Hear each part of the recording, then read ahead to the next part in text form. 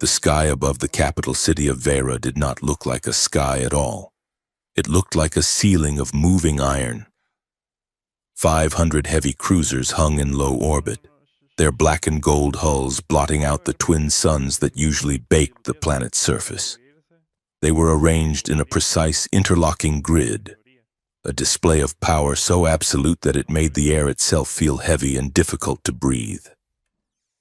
This was the Great Ascendance, the millennial celebration of the Veran Empire's dominance, and down on the obsidian ceremony platform, Queen Sarilith felt like she was suffocating. She walked with a stride that had been practiced for 2 decades.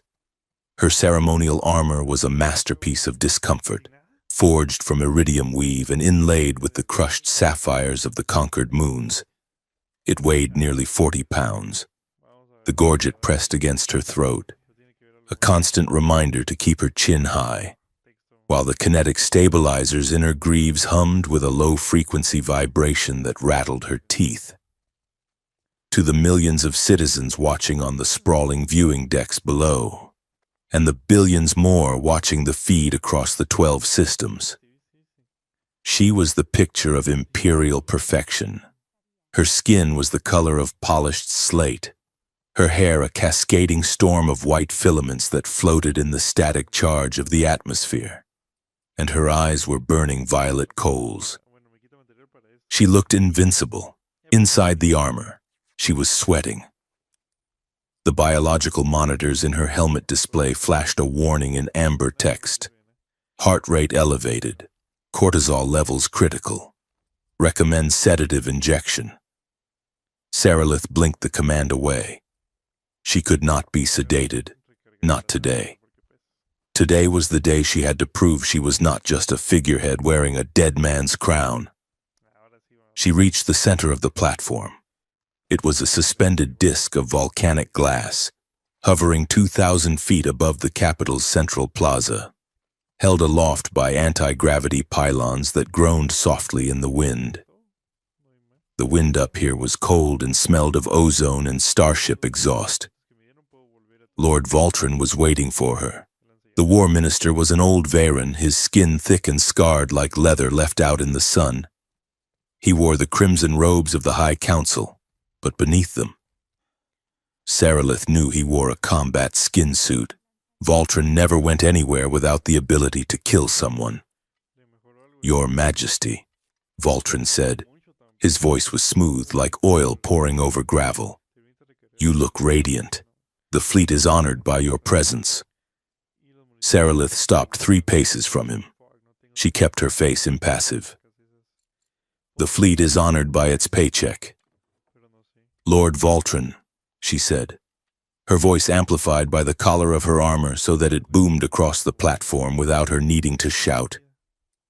"Let us dispense with the pleasantries. The Council advises caution. The rival houses are watching for a stumble." "You are watching for a stumble." Voltron smiled, a slight stretching of his thin lips that did not reach his eyes. "I serve the throne, my queen. I only count your mistakes so that I may better help you avoid them in the future." "And how high is the count today?" Sarilith asked. "The day is young," Voltron replied. He gestured to the far end of the platform. The music changed. The thunderous, rhythmic drumming of the Imperial anthem faded, replaced by a discordant, shrieking blast of horns that signaled the arrival of the main event. "Bring out the weapon," Sarilith commanded. The deck vibrated.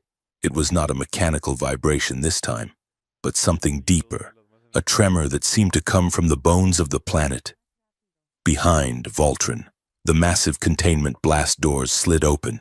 Steam poured out, thick and white, smelling of ammonia and wet copper. Then came the sound.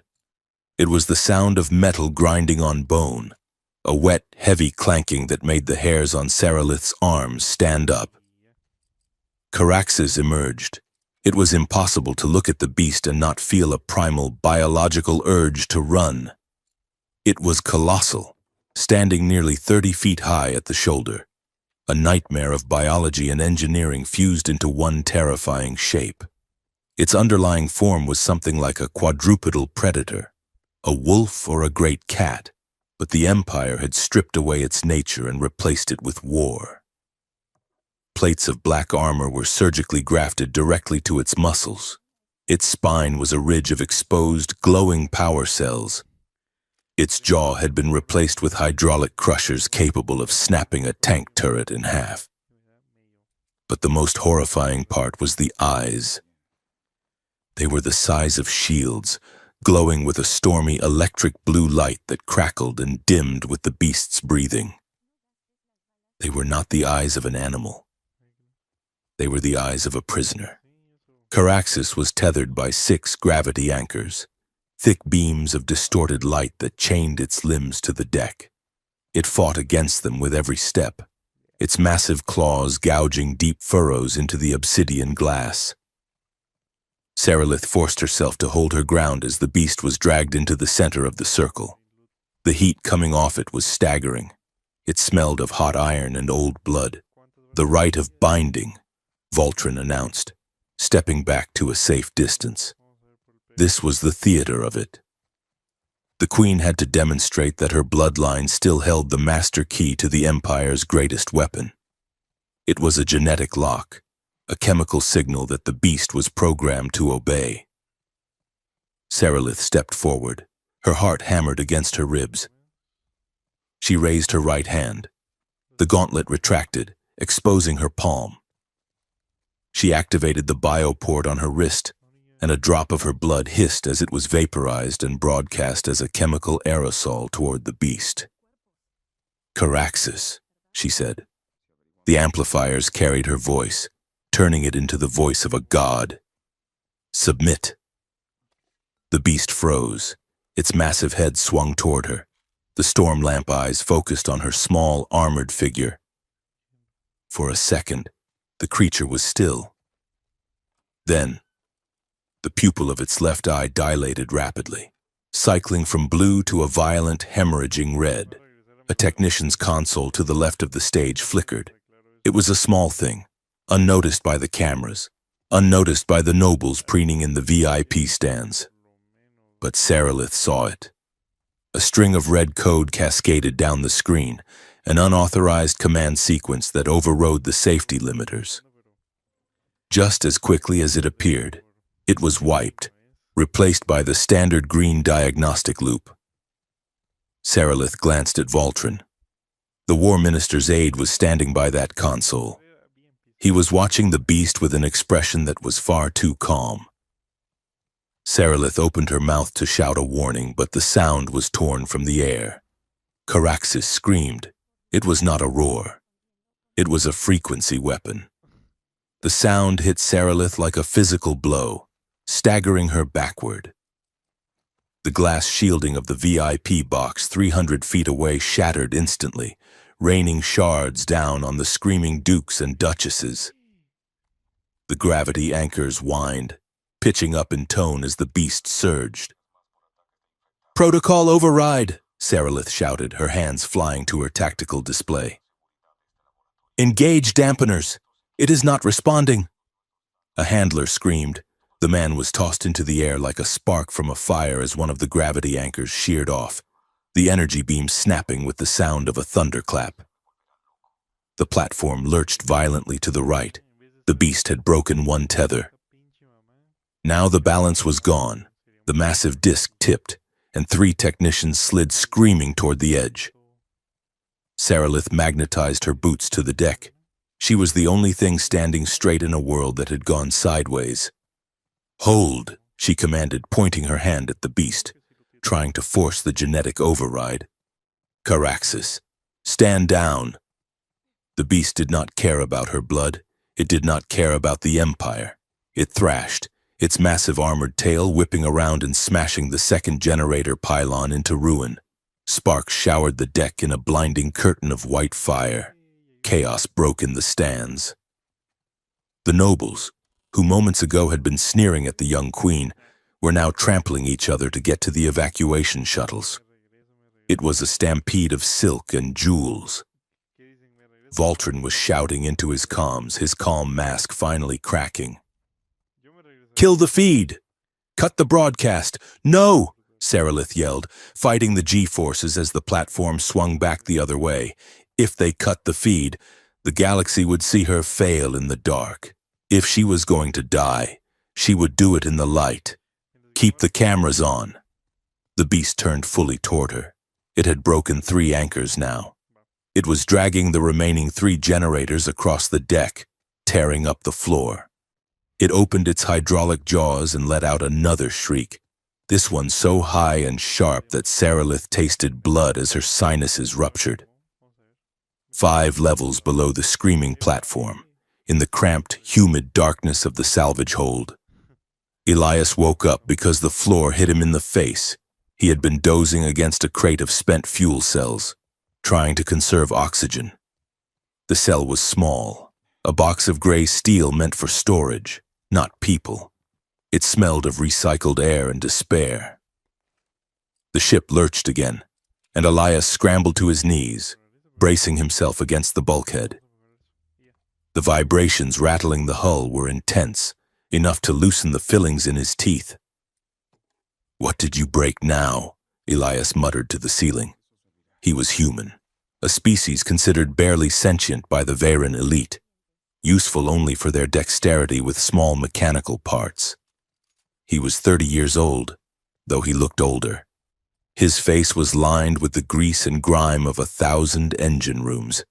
His brown hair matted and long. He wore a gray jumpsuit with the words Salvage Tech 494 stenciled on the back. Above him, the screaming started. It resonated through the ship's frame, a sound that bypassed his ears and vibrated directly in his chest cavity.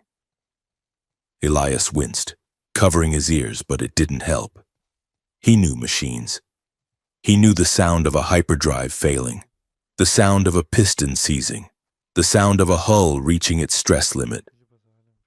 This was none of those.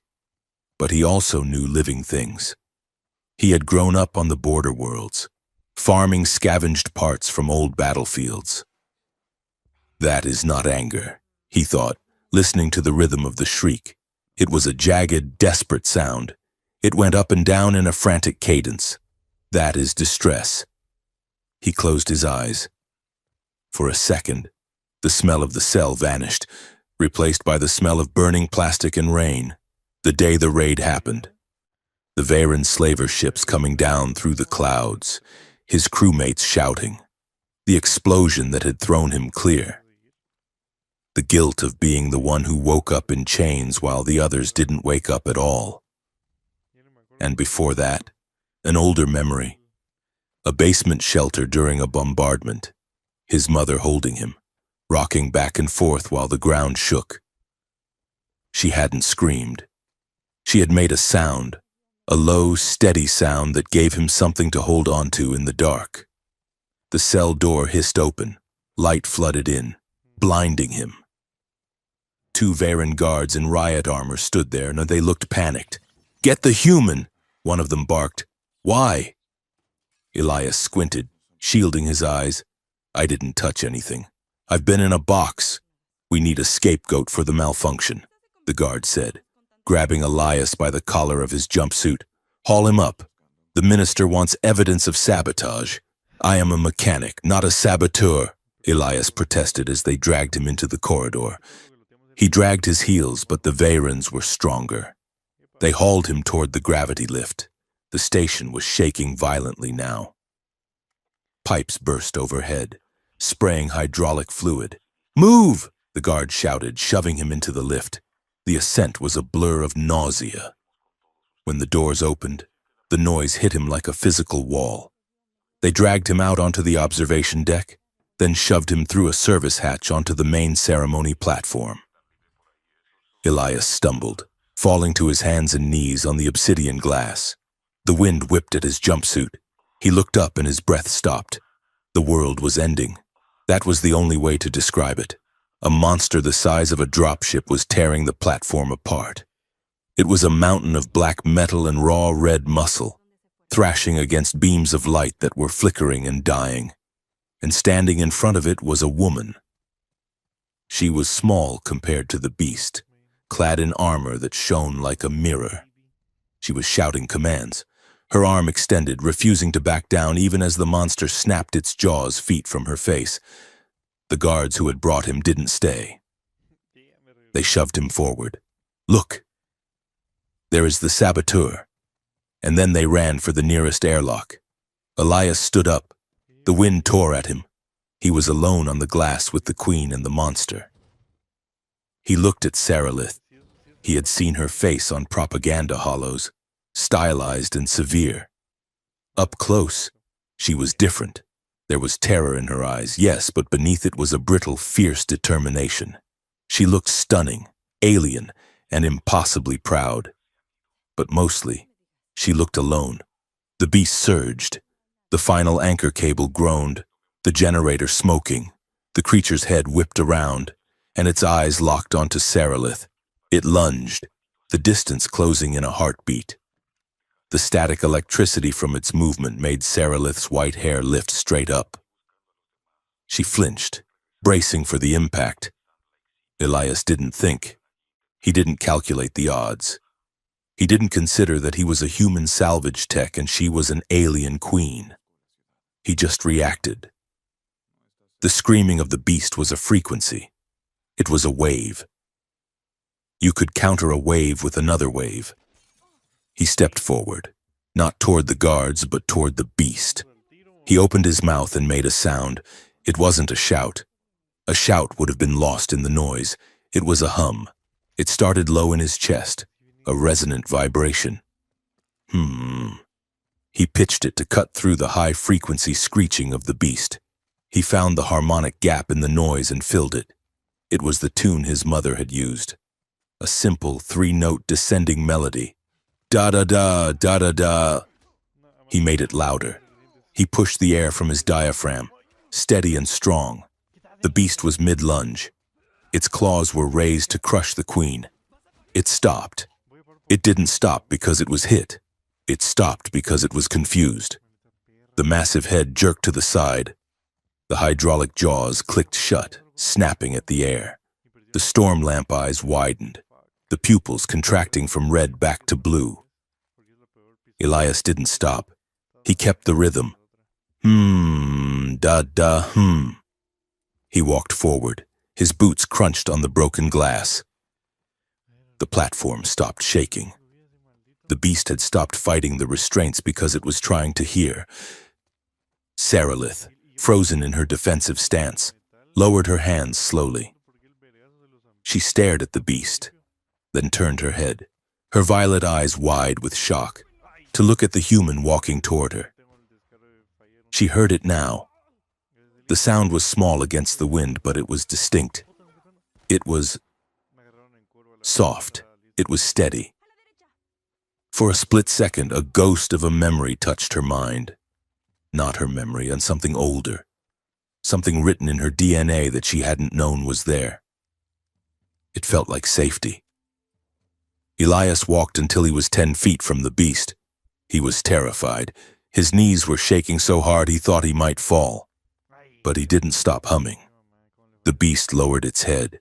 The massive armored neck bent down. It brought its face level with Elias.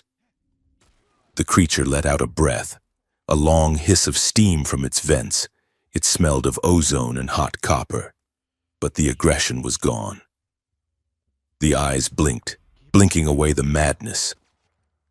Silence fell over the platform. The wind whistled through the broken pylons, the camera zoomed in. The nobles who had not yet fled froze in the doorways of their shuttles. Lord Voltron, who had been shouting orders into his wristcom, went dead silent. Elias stood in the shadow of the monster. He finally let the melody taper off. He looked at the queen. "Why?" Sarilith whispered. Her voice was trembling.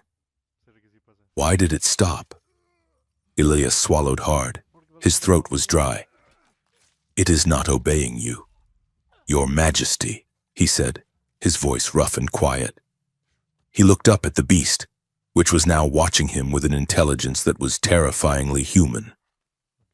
"It is listening," The spell broke. Heresy. A priest screamed from the upper gantry. The human has bewitched the sacred engine. Guards! Voltron shouted, his face twisting into a mask of panic. Kill the human! He has corrupted the weapon! A squad of elite shock troopers burst onto the platform, their rifles raised, aiming at Elias. Elias flinched, raising his hands. No! The command cracked like a whip. Sarilith stepped in front of Elias. She put her armored body between the human and the rifles. She looked at Voltron. Her fear was gone, replaced by a cold, sharp clarity. She had seen the console flicker. She had seen the beast nearly kill her. And she had seen the only thing in the universe that could stop it. Stand down, she ordered the troops.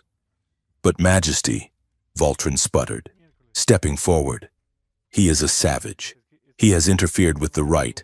The law demands his execution. The law demands the beast be controlled, Sarilith said. She looked back at Elias. He was dirty, shaking, and looked like he hadn't eaten in 3 days. But the beast was calm. It was watching him. She looked back at the cameras, ensuring the entire empire could see her face. He is not a savage, she said. He is a royal asset. Take him to the palace. Voltron looked like he had swallowed a stone, but he could not order his men to shoot through the Queen on live broadcast.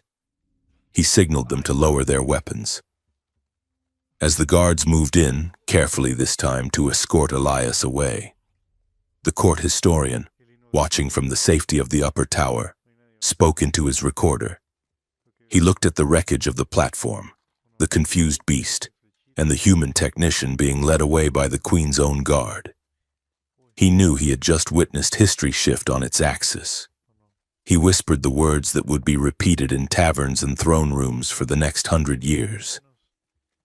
The Queen's war beast was uncontrollable until the human hummed a lullaby. The palace research wing was not designed for comfort. It was designed for containment. The walls were lined with seamless white alloy that hummed with a low-voltage current, and the air was scrubbed so clean it tasted like sterilized tin. Elias sat on a stool that was too high for human legs, his feet dangling 6 inches off the floor. He was surrounded by 4 armed guards who looked at him as if he were a biological weapon that might explode if jostled. Around his neck, a heavy silver collar blinked with a rhythmic blue light. It was a universal translator, a piece of high-end Varen technology that was currently making his life a misery. The door slid open, and a Varen researcher bustled in, followed by a delegation of 3 minor nobles who had apparently paid for a tour of the creature's pacifier. The nobles were tall, their skin the color of bruised plums, wearing elaborate headdresses made of woven cartilaginous fibers. Elias, bored and trying to be polite, nodded at the lead noble. "Nice hat," Elias said. The translator collar hummed. It did not translate the idiom. Instead, it interpreted the cultural intent of commenting on another male's cranial ornamentation. "I challenge the size of your breeding crest and wish to combat you for dominance." The collar boomed in a synthetic, aggressive baritone. The noble gasped, his hands flying to the hilt of his ceremonial dagger. The guards stiffened, rifles leveling at Elias's chest. "No! No!" Elias waved his hands, panic rising. "I meant it looks good." The collar buzzed again. "I will harvest your crest as a trophy." The noble screeched a Varen war cry. "Silence!" The command cut through the room like a guillotine blade. Queen Sarilith stood in the doorway. She was not wearing her ceremonial armor today. She wore a sleek, high-collared bodysuit of dark violet fabric that seemed to absorb the light, with a simple silver circlet resting on her white hair. Her presence sucked the oxygen out of the room. The noble bowed so low his forehead nearly touched the floor. The guards snapped to attention, their heels clicking in unison. "Leave us," Sarilith said. She did not look at the noble. She looked only at Elias. "But your majesty," the noble stammered, still eyeing Elias with murder in his eyes. "The savage threatened my lineage. The savage does not speak, High Varen." "Lord Tybalt," Saralith said, her voice cool and bored. "He likely asked for a beverage. If you are threatened by a mechanic half your size, perhaps your lineage deserves to end. Get out." The room cleared in 5 seconds. Saralith waited until the door sealed shut. She walked over to a console, tapped a command, and the heavy magnetic locks on the door engaged. She turned to Elias. "Do not show your teeth when you speak," she said. "In Varen culture, baring teeth is a prelude to biting the throat. And do not compliment the headdresses. They are made from the bones of ancestors. It is considered forward." Elias closed his mouth, covering his teeth with his lips. "Note taken. Nice to meet you too, Your Majesty." Saralith paced around him, studying him as one might study a bacteria culture under a microscope. She moved with a predatory grace, silent and efficient. "You are Elias," she said, "captured from the Rim Worlds, salvage technician, grade 4, no combat training, no psionic ability." "That is what my file says," Elias agreed. "So explain to me." "Elias," she stopped directly in front of him, leaning down so her face was level with his. Her eyes were an intense, swirling purple, flecked with gold. "Explain to me why a grade 4 salvage technician can command a weapon that breaks generals." "I didn't command it," Elias said. "I just calmed it down." "How?" Saralith demanded. "Was it a sonic dampener code? A subvocal frequency? Did the rebels give you an implant?" Elias shook his head. "It was a lullaby. My mother sang it to me when the shelling started. It's just a song." Saralith stared at him. She was looking for the lie. She was trained to spot deceit. She had grown up in a court where a lie could get you killed before breakfast. But this human was infuriatingly transparent. He was not groveling. He was not posturing. He was just tired and honest. "A song," she repeated flatly. "You expect me to believe the apex predator of the Varen Empire was neutralized by a nursery rhyme?" "I expect you to believe your eyes," Elias said, shrugging. "It worked, didn't it?" He held her gaze. It was a dangerous thing to do. He could see the calculation behind her eyes, the weighing of his value versus the insult of his casual tone. "You are insolent," she said softly. "And you are stressed," Elias replied. Saralith blinked. She pulled back as if he had slapped her. "Excuse me?" "You are holding your breath," Elias said, pointing a greasy finger at her chest. "And your shoulders are up by your ears. You look like an engine running about 20% over the red line." Saralith stared at him. No one had spoken to her like that in 10 years. Not since her father died. The sheer audacity of it left her momentarily speechless. "Come with me," she said finally, turning on her heel. She led him out of the holding room, flanked by her personal Praetorian guard. They walked through corridors of glass and light, moving deeper into the palace. They arrived at the containment hangar. It was a vast circular chamber dominated by a massive energy field in the center. Inside the field, Caraxes lay curled on a bed of heated gel mats. The beast was awake. Its massive head was resting on its front paws, its storm lamp eyes watching the technicians scurry around the perimeter of the field like ants. When Saralith entered, the beast's head lifted. A low rumble vibrated through the floor plates. Saralith walked to the control deck. A team of scientists in white robes bowed hastily. "Prepare the calibration," she ordered. She gestured for Elias to stand next to a microphone array. "Sing," she commanded. "Now?" Elias asked. Everyone is looking at me. Sing, or I will have you ejected from the airlock, Sarilith said pleasantly. Elias sighed. He stepped up to the mic. He looked at the beast. Caraxes was watching him, ears swiveling forward. Elias began to hum. It was the same melody as before, simple, repetitive, aching, da-da-dum. The effect was instantaneous. On the main monitor, the physiological graph of the beast changed. The jagged red spikes of its heart rate smoothed out into a long, rolling blue wave. The cortisol levels dropped. The neural activity, which had been a chaotic storm of stress signals, synchronized into a steady, rhythmic pulse. Look at the alpha waves, a technician whispered, forgetting protocol. It is not sedation. It is resonance.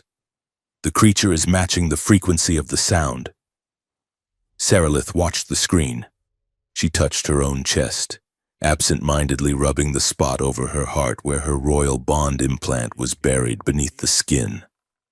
For weeks, the implant had been burning her. Every time she tried to command Caraxes, she felt a spike of hot agony, a feedback loop of the beast's rage. But now, as the human hummed, the pain in her chest faded, the implant cooled. She looked at Elias.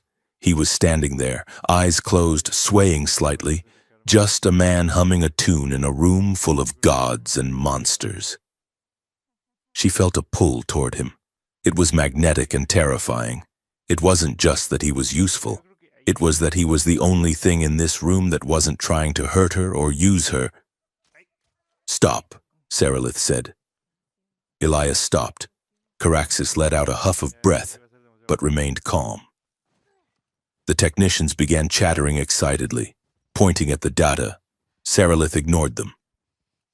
She walked over to the glass partition, looking down at the beast. "Why does it hurt me?" she whispered, almost to herself. "The bond is supposed to be absolute. Maybe it doesn't like the things you ask it to do," Elias said. He had walked up beside her. The guards tensed, but Sarilith waved them off. "It is a weapon," Sarilith said, her reflection in the glass looking ghostly and pale. "Weapons do not have opinions." "Everything that thinks has an opinion," Elias said. "Even a dog knows the difference between a hunt and a slaughter. That thing in there, it's smart. Maybe smarter than you think. And maybe it's tired of being hurt." Sarilith looked at him. They were close enough that she could smell the soap the decontamination unit had used on him. Something generic and sterile, and beneath it, the warm, human scent of him. "You speak of it like a person," she said. "I speak of it like a prisoner," Elias replied. Sarilith stiffened. The word struck too close to home. The doors to the hangar hissed open. Lord Voltron swept in, followed by a retinue of scribes and tactical analysts. He stopped when he saw Elias standing next to the Queen, his lip curling in distaste. "Majesty," Voltron said, bowing just enough to be polite but not enough to be respectful. "The council is convening. We must discuss the situation." "The situation is under control, Minister," Sarilith said, turning to face him. Her mask of cold command slammed back into place instantly. "Is it?" Voltron gestured to the beast. "The creature is unstable. The handlers are terrified when I have drafted a proposal for humane euthanization. We can harvest the biological components and build a new chassis, one that is purely mechanical, safer. You want to kill it because you cannot control it," Sarilith said. "I want to kill it because it embarrassed the throne," Voltron countered smoothly. "And because we cannot rely on the humming of a stray pet to keep our defenses online." Elias opened his mouth to object to being called a pet, but Sarilith silenced him with a sharp look. "The beast lives," Sarilith said. "That is my decree. As you wish," Voltron said. "But there is another matter. The House of Kalen has formally petitioned for an alliance. Duke Kalen offers his hand in marriage.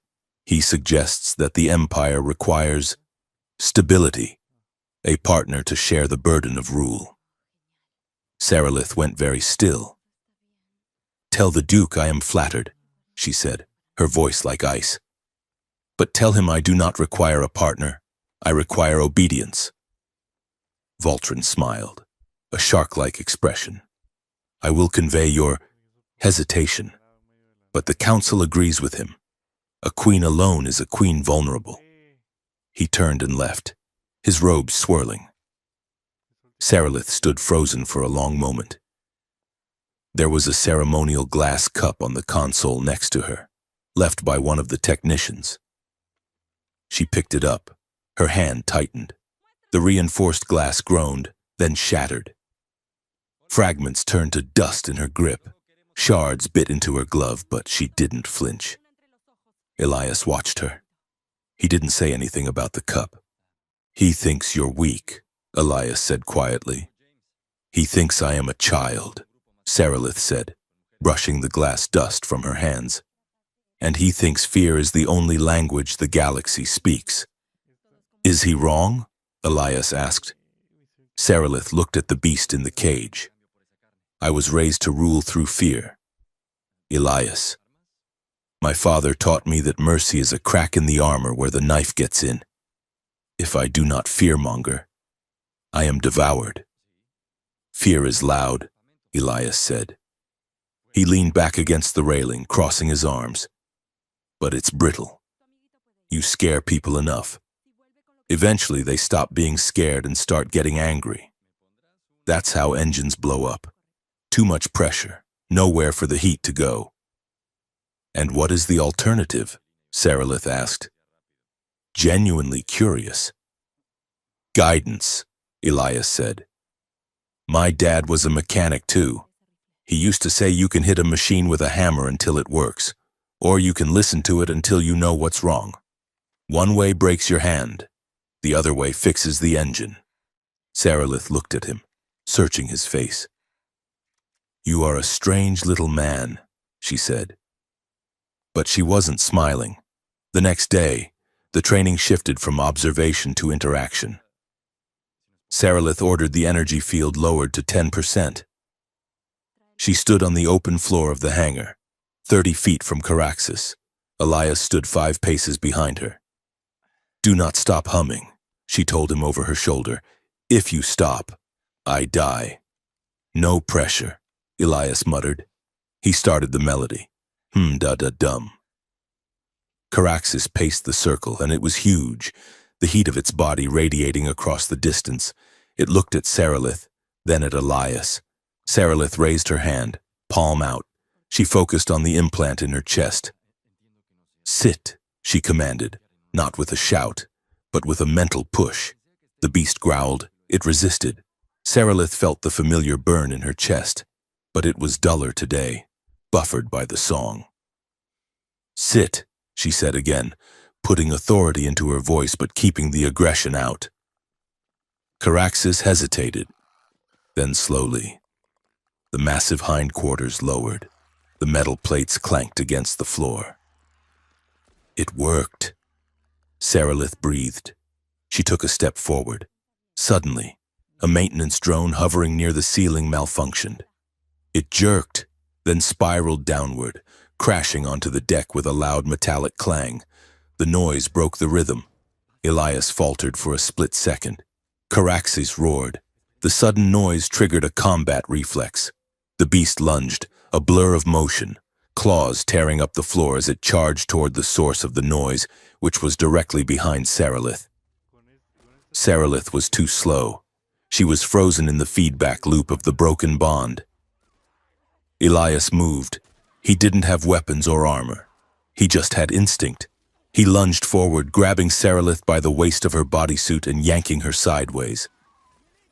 They hit the deck hard, rolling across the metal. Caraxes' claw slammed into the spot where Sarilith had been standing a fraction of a second ago, gouging a furrow deep enough to bury a man in. The beast spun around, snarling, confused by the noise and the sudden movement. Elias, pinned beneath Sarilith, gasped for air. He looked up at the beast and started humming again, loud and desperate, right into Sarilith's ear. Da-da-da-dum. The beast froze. It shook its head, looking at the two small figures tangled on the floor. It huffed, then backed away, sitting down with a guilty thump. Silence returned to the hangar. Sarilith was lying on top of Elias. Her face was inches from his. She could feel the rapid thump of his heart against her chest, matching her own. She could feel the heat of his body, solid and real. For a moment, neither of them moved. Sarilith was struck by the absurdity of it. She was the queen of the Veyran Empire, and she was currently sprawled on top of a dirty human mechanic who smelled like oil and fear. But his hands were on her waist, and they were steady. He hadn't let go. She pushed herself up, her hair falling like a curtain around her face. She looked down at him. "You tackled me," she said.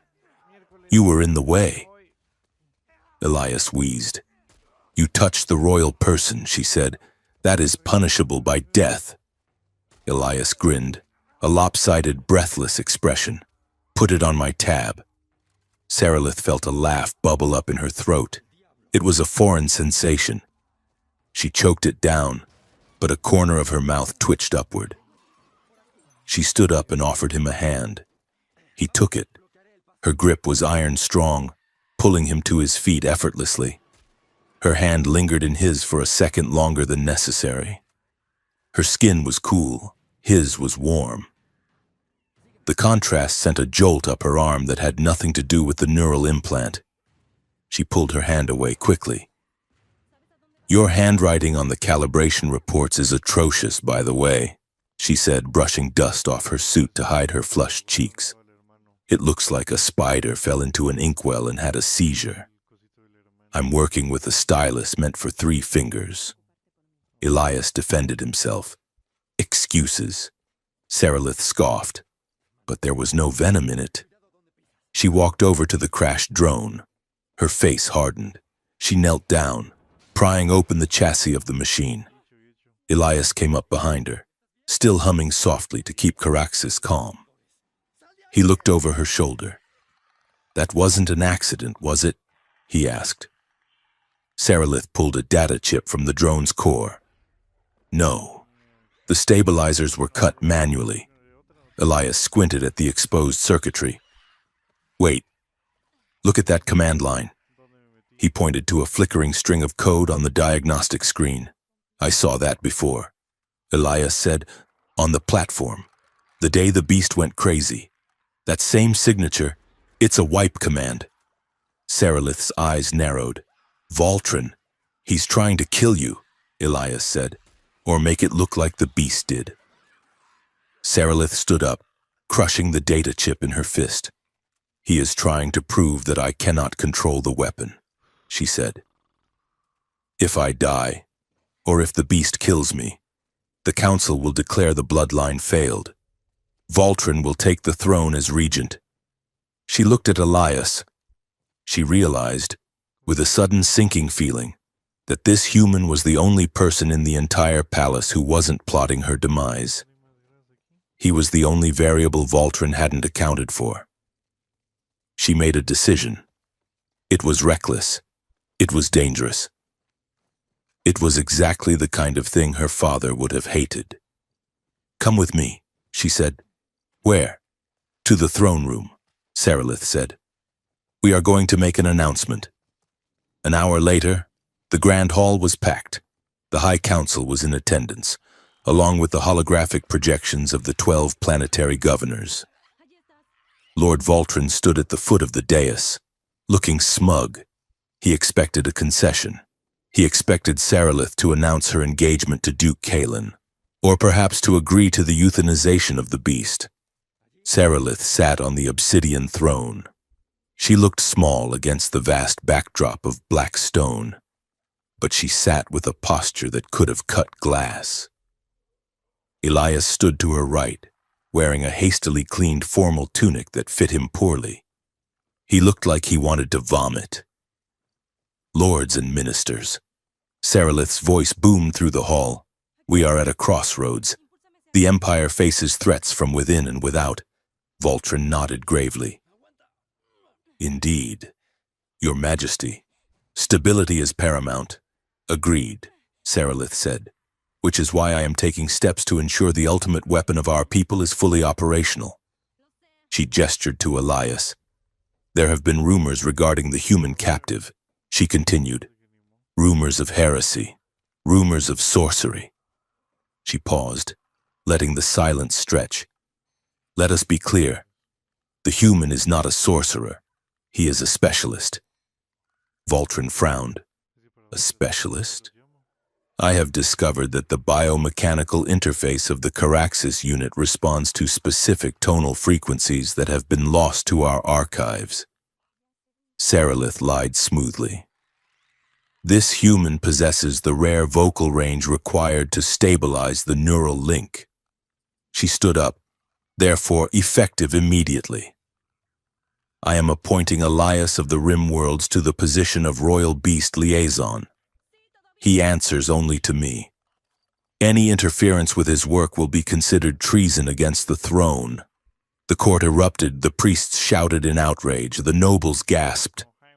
Voltron's face went a shade of purple that matched the queen's eyes. Majesty! He stepped forward, forgetting himself. This is madness. He is a slave. You cannot elevate a slave to the inner circle. I just did, Saralith said cold. Do you question my decree, Lord Minister? Voltron opened his mouth, then snapped it shut. He looked at Elias with pure, unadulterated hatred. I serve the throne, Voltron rasped. Good, Saralith said.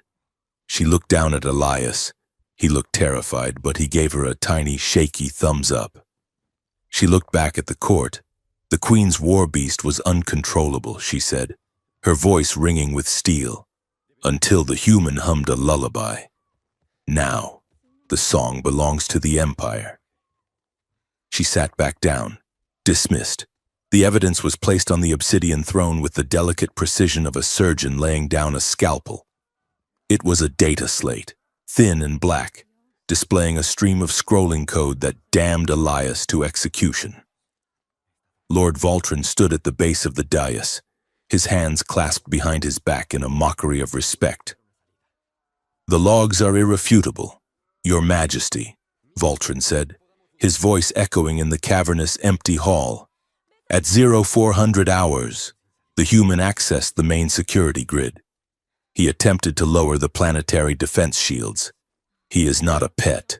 He is a spy for the Rim Coalition. Saralith stared at the slate. She knew it was a forgery. The timestamps didn't match Elias's sleep cycle. She knew his cycle because she had been watching the surveillance feeds of his quarters. Unable to sleep herself, he had been snoring at 0400. But the council would not care about her surveillance. They would care about the code on this slate. This is convenient, Lord Minister, Saralith said, her voice tight. Just as the beast begins to stabilize, you find reason to remove its stabilizer. I am protecting the Empire, Voltron countered, his eyes hard.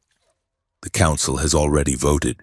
They demand the human be handed over to the Interior Ministry for extraction of information. Interrogation, Saralith corrected him. You mean torture. I mean justice. Voltron said, my guards are waiting outside the research wing. We will take him into custody within the hour. Saralith stood up. The heavy ceremonial robes felt like a cage.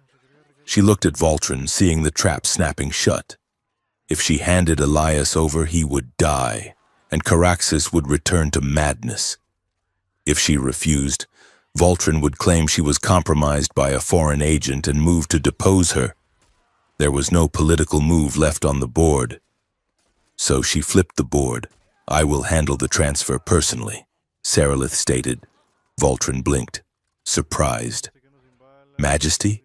He is a royal asset, as I decreed, Saralith said, descending the stairs with a rustle of silk and hidden armor. If he is a traitor, he is my traitor. I will escort him to the high prison myself. Prepare the transport. She walked past him, her face a mask of imperial disdain. But as soon as she cleared the heavy doors of the throne room, she broke into a run. She tapped her comm link. Elias, do not speak. Listen. You have 5 minutes to get to Hangar Bay 9. The service elevator is the only route without guards. Go. Saralith stripped off the heavy outer robe as she ran, leaving the priceless silk crumpled in a corridor. Beneath, she wore her flight suit, a second skin of dark gray weave. She reached the hangar just as Elias burst through the service hatch, breathless and looking wild-eyed. What is happening? Elias gasped. The guards at my door are coming to kill you. Saralith finished. Get in. She pointed to the Star Shrike. It was not a warship. It was a royal cutter, built for speed and diplomacy, sleek as a needle and silver as a mirror. Elias didn't argue. He scrambled up the ramp. Saralith followed, hitting the SEAL command before she even reached the cockpit. She threw herself into the pilot's seat, her hands flying across the haptic interface. The engines whined to life, a high-pitched scream that shook the deck. Voltron's voice crackled over the hangar priority channel. Majesty, disengage immediately. You are violating containment protocols. Saralith didn't answer. She punched the throttle to maximum. The Star Shrike tore through the magnetic containment field, shattering the hangar doors with a kinetic pulse. The ship shot out of the palace spire, diving into the smog-choked sky of Vera.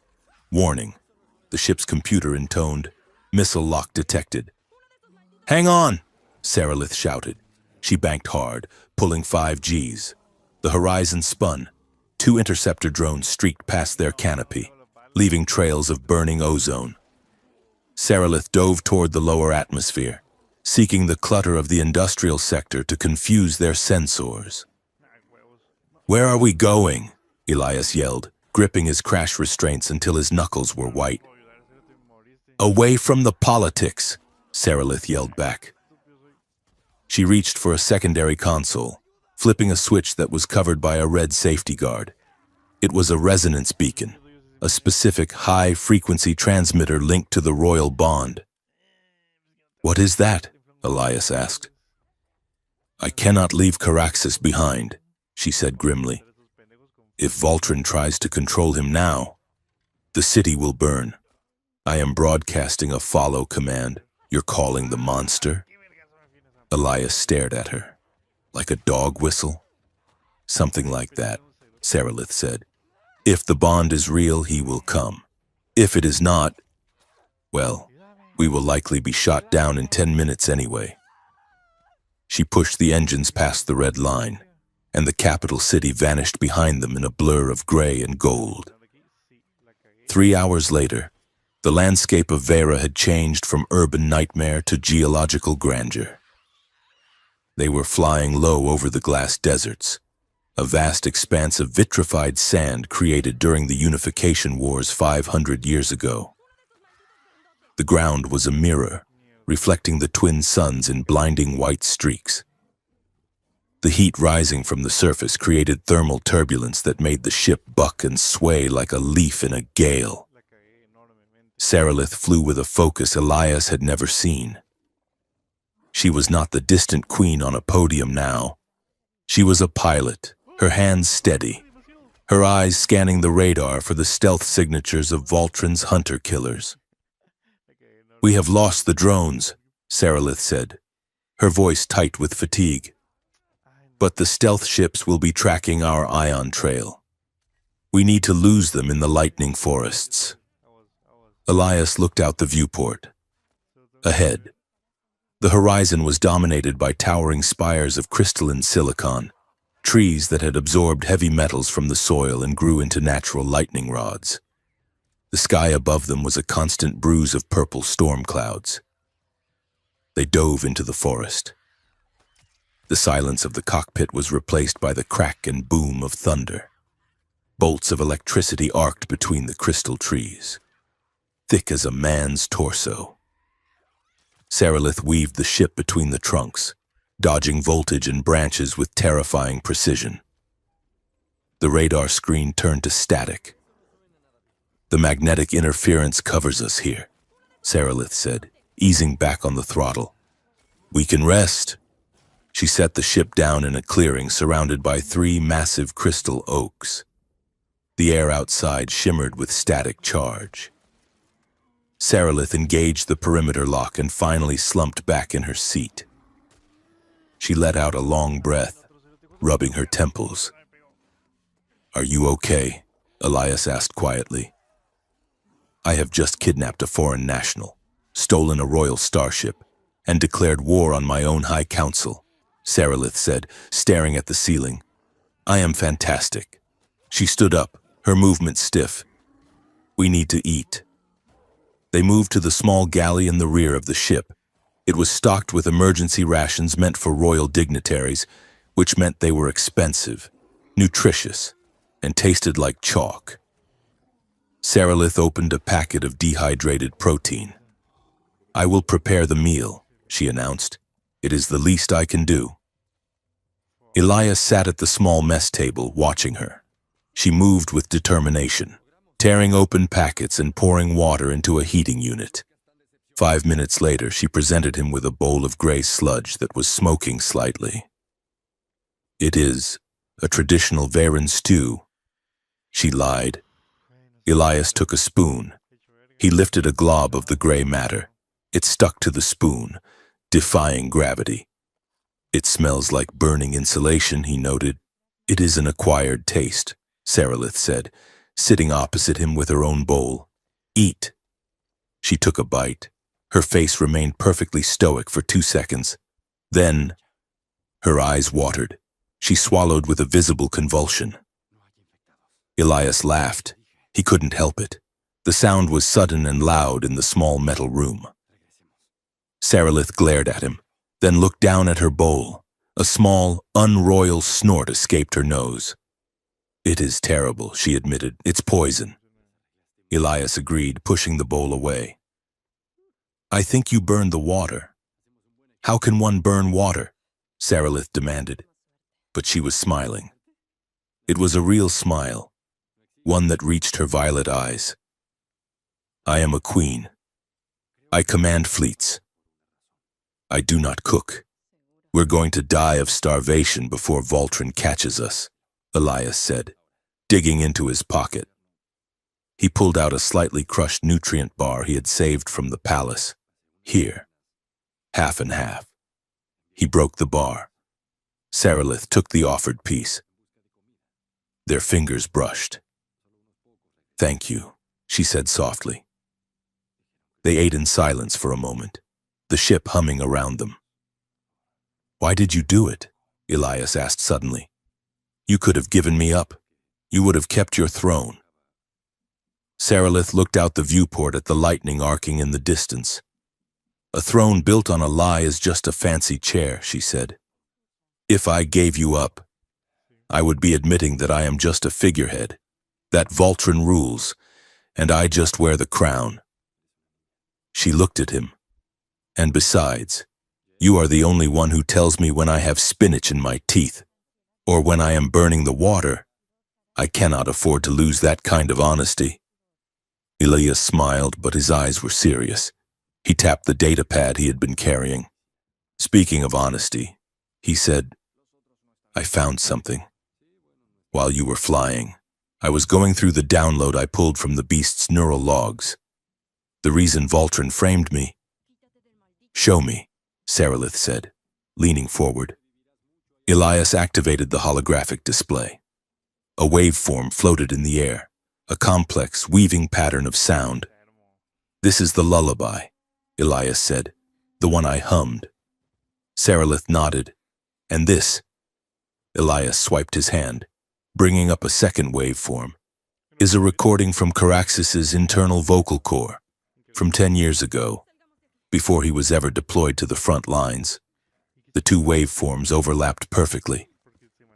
"He knows the song," Sarilith whispered. "He didn't learn it from me," Elias said. He's been singing it to himself on a sub-frequency for a decade. It's not a command code. Sarilith, it's a memory. Sarilith stared at the light. If the beast has memories, then he's not a beast. Elias finished. A proximity alarm chimed softly on the console. A single blip on the radar, moving slow and low.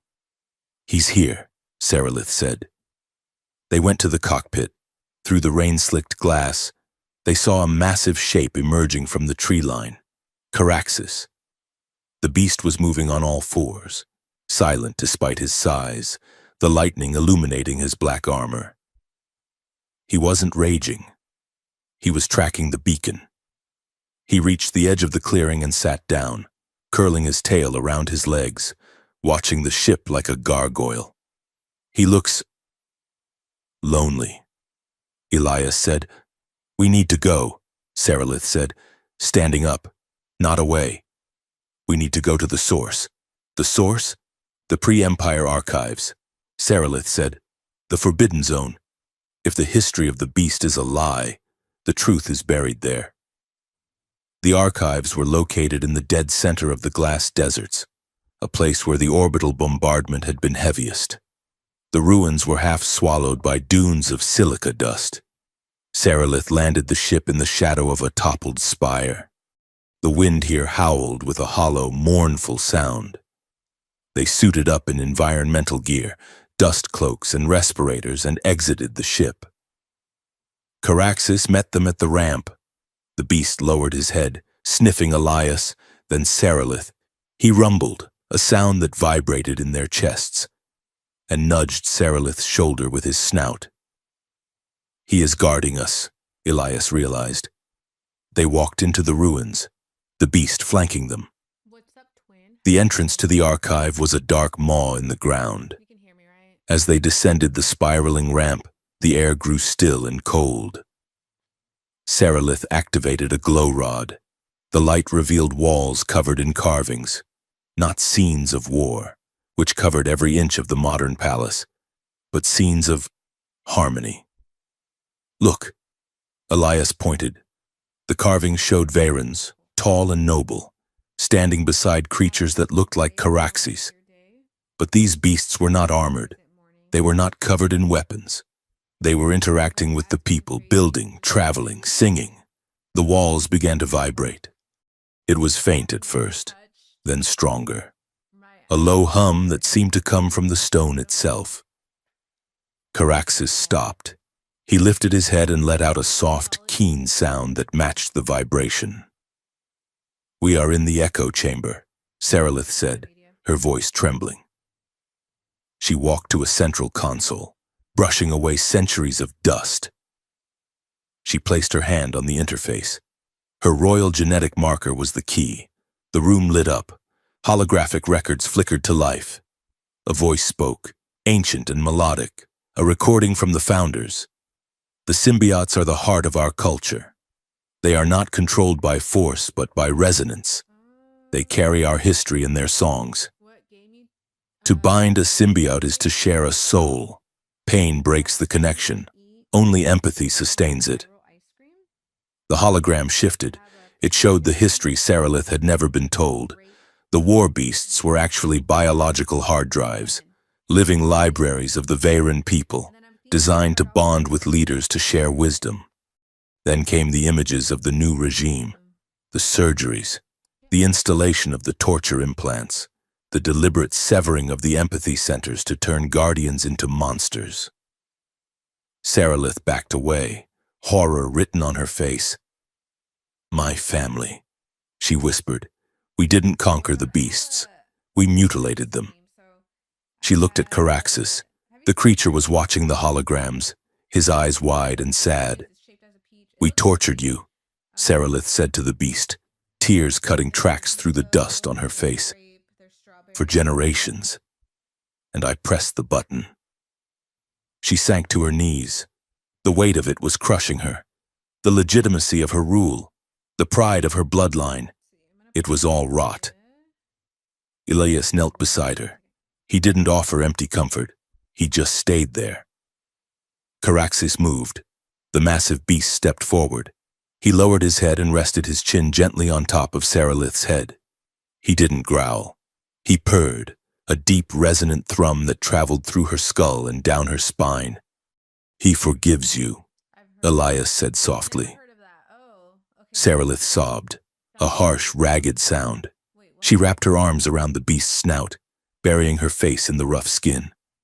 "I am sorry," she wept. "I am so sorry." Outside, the storm had turned violent. Sand lashed the ship, making takeoff impossible. They were trapped in the ruins for the night. They set up a small camp in the archive's antechamber, sheltered from the wind. A portable heater glowed orange between them. Caraxes lay near the entrance, a massive dark shape blocking the wind. Asleep. Sarilith sat staring at the fire. She had stripped off her heavy flight jacket, sitting in her undershirt, looking small and stripped of all her armor, physical and metaphorical. "I don't know who I am anymore," she said into the silence. "You're Sarilith," Elias said. He was checking the charge on his pistol, but his eyes were on her. "Sarilith the Queen is a lie," she said bitterly. "I am the warden of a torture chamber. You're the one who stopped it," Elias said. "That matters, does it?" Sarilith looked at him. "I am terrified. Elias, I have spent my whole life being told that if I am not hard, I will break. And now, I feel like I am shattering." She looked at her hands. "I am powerless." Elias set the pistol down. He moved around the fire until he was sitting next to her. "You're not powerless," he said. "You're just human. Or whatever the Varen equivalent is. You feel things. That's not weakness." He reached out, hesitating, then took her hand. His thumb brushed over her knuckles. "My mother used to say that fear is just your body preparing you to do something brave," Elias said. Sarilith looked down at their joined hands. Then she looked up at him. The firelight danced in her violet eyes. The distance between them, usually a gulf of protocol and species and rank, had vanished. "And what are you afraid of, Elias?" she asked, her voice dropping to a whisper. Elias looked at her lips, then back to her eyes. He didn't pull away. "I'm afraid that I don't want to go back to being a salvage tech," he admitted. "I'm afraid that I want this, you, here, us." The air between them seemed to charge with static, heavier than the storm outside. Sarilith turned her hand over, interlacing her fingers with his. "I am not a queen right now," she whispered. "I am just a woman in a storm." She leaned in. The hesitation was there, the lifetime of training screaming at her to maintain distance. But the need was stronger. When their lips met, it wasn't tentative. It was desperate. It was the collision of two people who had been running for too long. Sarilith made a sound in her throat, a soft surrender, and pulled him closer. Her hands tangled in his hair. His hands found the curve of her waist, pulling her against him. The cold of the ruins faded. The heat was immediate and consuming. There was no politics here, no history, no war. Just breath and skin and the desperate, terrifying realization that they had found the one thing worth burning an empire for. Outside, the storm raged, but inside, they stopped running. Morning brought the light, and with the light came the hunters. The explosion rocked the ruins, shaking dust from the ceiling. Sarilith was awake instantly, rolling out of the blankets and grabbing her pistol before the echo had died away. Elias scrambled up. What was that? "Sonic charge," Sarilith hissed. "They found us." She ran to the entrance. Across the dunes, 3 black dropships were descending, their engines kicking up storms of sand. Soldiers in heavy armor were already deploying Voltron's elite kill squads. Caraxes roared. a sound of defiance, and moved to block the entrance. "We're pinned down," Elias said, looking at the tactical scanner on his wrist. "They have us surrounded." Sarilith looked at the ships. She looked at Elias. The softness of the night before was gone, replaced by a cold, deadly focus. But this time, it wasn't the focus of a tyrant. It was the focus of a protector. "Get to the ship," she ordered. "Get the comms array online. What are you going to do?" "I'm going to buy you time," she said. She sprinted out into the sunlight. She didn't seek cover. She vaulted onto Caraxes's back, grabbing the ridges of his armor. "Together," she shouted to the beast, not as master and slave, as partners. Caraxes surged forward, moving with a speed that defied his size. Sarilith fired her pistol, taking out a drone mid-air. The beast slammed into the flank of the nearest squad, scattering soldiers like toys. But there were too many of them. Laser fire peppered the ruins. A heavy repeater cannon set up on a ridge began to chew up the stone around them. Elias reached the cockpit of the Star Shrike. He slammed his hands onto the console. Come on, he brought the comm system online. He saw the frequency Voltron's troops were using to coordinate their attack. A tactical battle net. He looked out the viewport. Sarilith and Caraxes were holding the line, but they were taking hits. The beast's armor was sparking. Elias grabbed the microphone. He didn't shout. He didn't scream for help. He closed his eyes and remembered the archive, the resonance. He started to hum. He pushed the gain to maximum. He broadcast the lullaby, the ancient song of the Varen symbiotes, directly into the enemy's battle net. Da-da-dum. On the battlefield, chaos erupted. The hunter's comms screeched with feedback. But it wasn't just noise. The Varen soldiers, hearing the melody, faltered.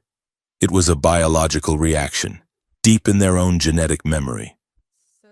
They hesitated. Their aim drifted. The automated drones, confused by the organic resonance pattern flooding their logic gates, spun in circles. Sarilith felt the song through the bond. It gave her strength. "Now," she shouted. She guided Caraxes back toward the ship. The beast leaped, clearing the ramp in a single bound. Sarilith slid off his back and punched the door seal. Elias floored the throttle. The Star Shrike blasted out of the ruins, riding the shockwave of the confusion below. They punched through the cloud layer, leaving the hunters in the dust. Sarilith slumped against the bulkhead, breathing hard. She was covered in dust and sweat, but she was alive. She looked at Elias, who was still humming softly, his hands white-knuckled on the yoke. She walked over to him and placed a hand on his shoulder. He looked up. "We made it," he said. Sarilith looked out at the stars. "We survived," she corrected him. "But we cannot run forever." She looked back at the planet below. "Voltron wants a war," she said quietly.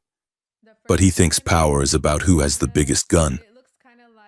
She looked at the data pad with the ancient song.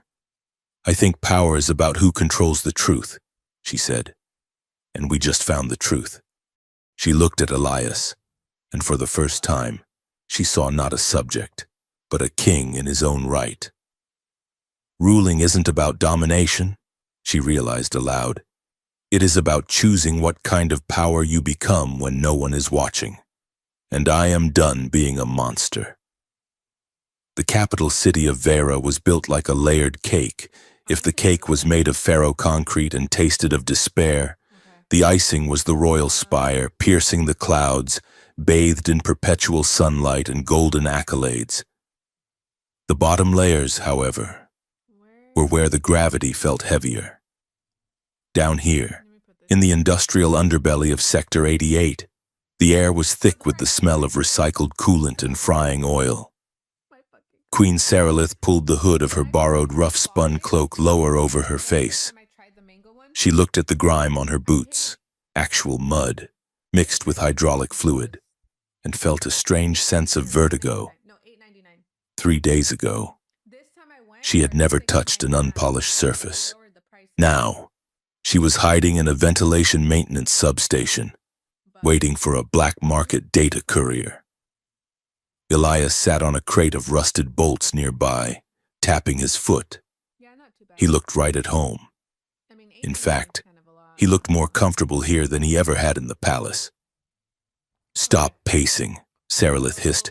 "You are making me nervous." "I am not pacing," Elias said. "I am rhythmically vibrating with anxiety.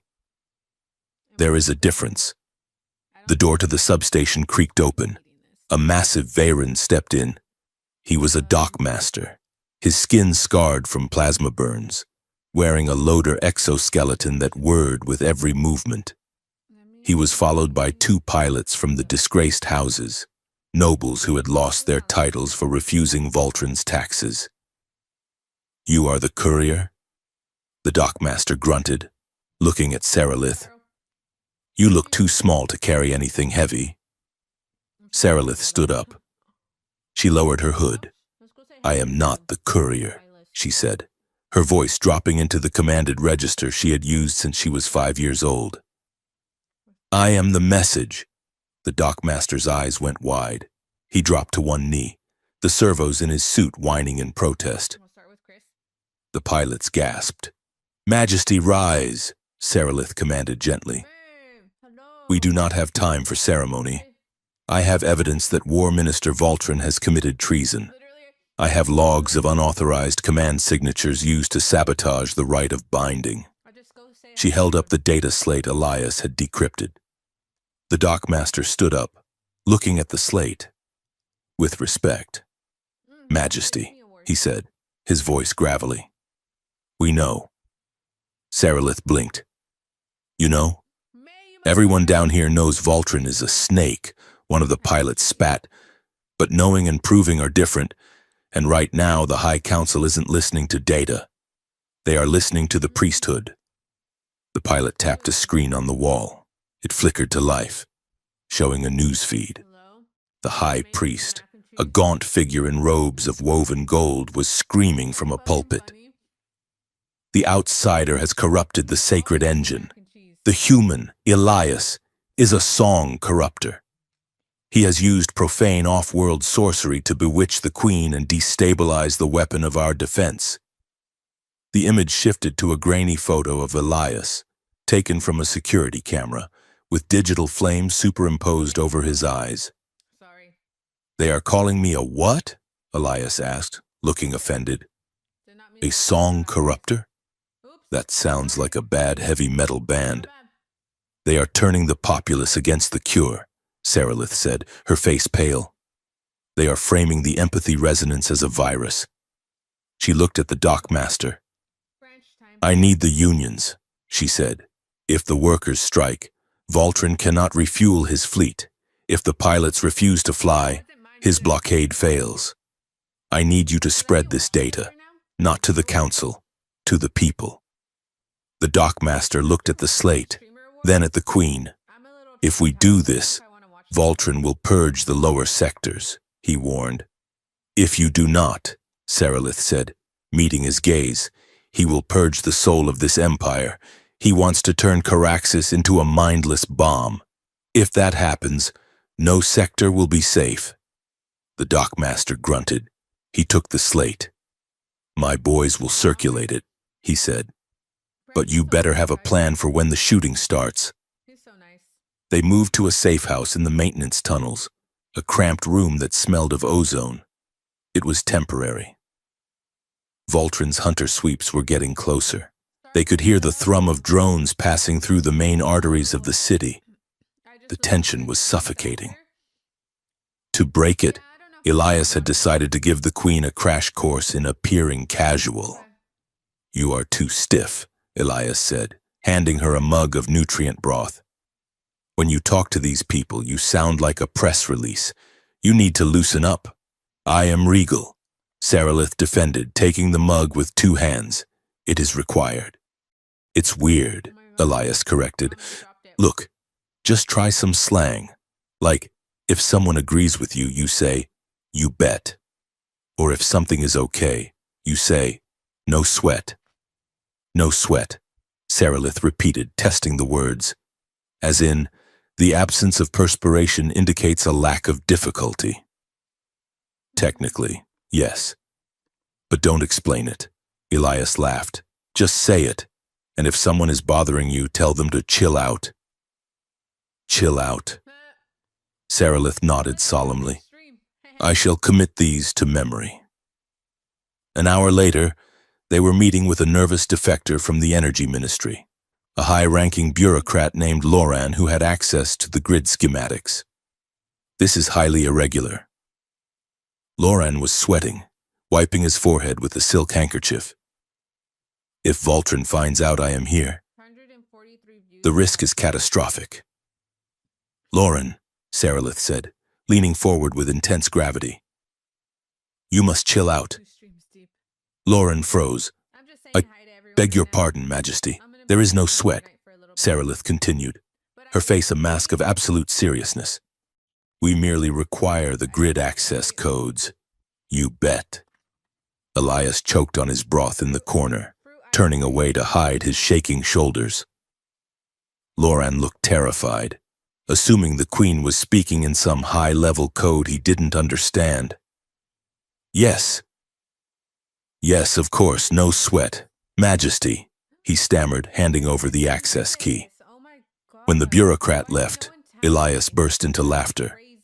You are a disaster, he gasped. I thought I was quite convincing, Saralith said, though she was smiling. It felt good to see him laugh. It felt like a small rebellion against the weight of the world. Then the siren started. It wasn't the standard police siren. It was the planetary defense alarm, a low, bone-shaking thrum that resonated through the entire city structure. The news feed on the wall flashed red. Emergency Powers Act invoked. Fleet command seized by security forces. Voltron, Saralith whispered. He is moving the timeline up. He isn't waiting for the council. Suddenly, a scream tore through the safe house. It didn't come from a person, it came from the cargo bay 3 levels down, where they had hidden Caraxes. It was a scream of pure, digitized agony. They found him. Elias shouted, running for the door. They reached the cargo bay just as the doors were blown off their hinges. The scene was a nightmare. Caraxes was in the center of the room, but he was no longer the calm, watchful guardian of the ruins. He was thrashing, his body arcing with electricity. Voltron had activated the torture protocols remotely. The fail-safe implants in the beast's spine, the ones Saralith had hoped were dormant, were firing maximum voltage directly into his nervous system. Caraxes, Saralith screamed, running toward him. The beast didn't know her. Pain had erased memory. He swung a massive claw, smashing a support pillar. The ceiling groaned. His eyes were cycling rapidly between red and black, his pupils blown wide with madness. Control teams in heavy black armor were swarming the room, firing containment nets and stun grapples. Secure the asset, a commander shouted. Saralith drew her pistol, firing at the soldiers. She dropped one, then two, but there were dozens of them. Stop it, she screamed. You are killing him. She tried to reach the beast, to use the resonance, but the chaos was too loud. The pain signal was drowning out everything. A soldier leveled a concussion rifle at her. Hold fire! Voltron's voice boomed from the upper gantry. The war minister stood there, flanked by his personal guard. He looked down at the chaos with cold satisfaction. Capture the queen, he ordered. If she resists, increase the voltage on the beast. Saralith froze. She saw a technician on the gantry holding a tablet, his thumb hovering over a slider bar. Caraxes whimpered, a sound so small and broken coming from such a massive creature that it tore Saralith's heart in half. I surrender, Saralith shouted, dropping her gun. Turn it off. She looked at Elias, who was crouching behind a crate, No! ready to make a desperate run. She shook her head imperceptibly. Why? Don't! Take her into protective custody, It's Kai's Voltron sneered. And take the beast to the spire. We have a coronation to prepare. Guards swarmed Seralith. They shackled her hands. As they dragged her away, she looked back at the crate where Elias was hiding. Her eyes said everything. Since the start. Save him. They were fun, right? Elias waited until the boots faded away. I don't. He was alone in the wrecked cargo bay. He wasn't a soldier. He wasn't a spy. He was a mechanic from the rim, and he was terrified. He started to crawl toward the ventilation shaft in the corner. Going somewhere, soft skin. Elias jumped, spinning around with a wrench in his hand. A creature was hanging from the ceiling pipes by 4 of its 6 limbs. It looked like a cross between a crab and a monkey, wearing a utility vest covered in grease stains. I'm armed. Elias squeaked, holding the wrench like a sword. You're holding a 3/4-inch spanner, the creature deadpanned. Its voice was a chittering rasp, translated by a vocoder around its neck. And you're holding it backwards. Who are you? Alright, guys. Name's Vex. Fortnite now? The creature dropped to the floor with a wet thud. Chief engineer for Sector 88. The Queen's little broadcast about unionizing got me interested. Plus, Honestly, I like, hate a lot of people Voltron. are streaming it. He taxes my alloy imports. Vex scuttled over to the data port where the torture signal had been relayed. They took the big dog to the spire, Vex said, and the Queen to the high prison. You got a plan? Or are you just going to stand there looking distinctly unarmored? You wanna play a game? I need to get to the beast, Elias said. The spire is locked down tighter than a fusion drive. Vex clicked his mandibles. But the ventilation system was built by the lowest bidder. I know the guy. He left gaps. Vex tapped his chest. Stick with me, human. I'll get you into the walls. But you better have a plan for the 50 guards waiting at the other end. I have a song, Elias said. Vex blinked his large compound eyes. You're going to sing at them. We are definitely going to die. Thank you so much for the bits. Seralith sat in a cell made of transparent aluminum, suspended 1,000 feet above the city floor. Wait, what is The door hissed open. Voltron walked in. He held a document in his hand. Abdication, he said, placing it on the small table. Sign it. Seralith. Okay. Admit you are unfit. Admit the beast is uncontrollable. Appoint me regent. And if I do not? Seralith asked. You got She was sitting with her back straight, despite the shackles. gold. Okay. Then I will level Sector 88, Voltron said casually. I will burn the Undercity to ash and blame it on your incompetence. I will say the beast broke loose because of your weak leadership. Seralith looked at him.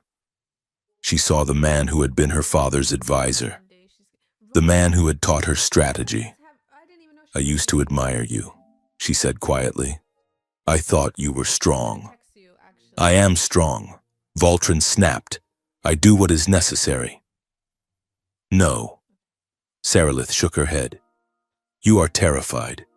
You are so afraid of losing control that you would turn the whole galaxy into a prison just to feel safe. She looked at the document. I will not sign, she said. Voltron's face tightened. Then you will watch, he said. He tapped a command on the wall. The transparent wall became a screen. It showed the Fleet Command Plaza. Caraxes was there, chained to a massive dampening tower. The beast was trembling, foam dripping from his jaws. Tonight, Voltron said, I will force a full neural override. I will wipe its mind completely. It will be a husk, a biological tank, and I will use it to execute your mechanic. He turned to leave. Think about it, Majesty.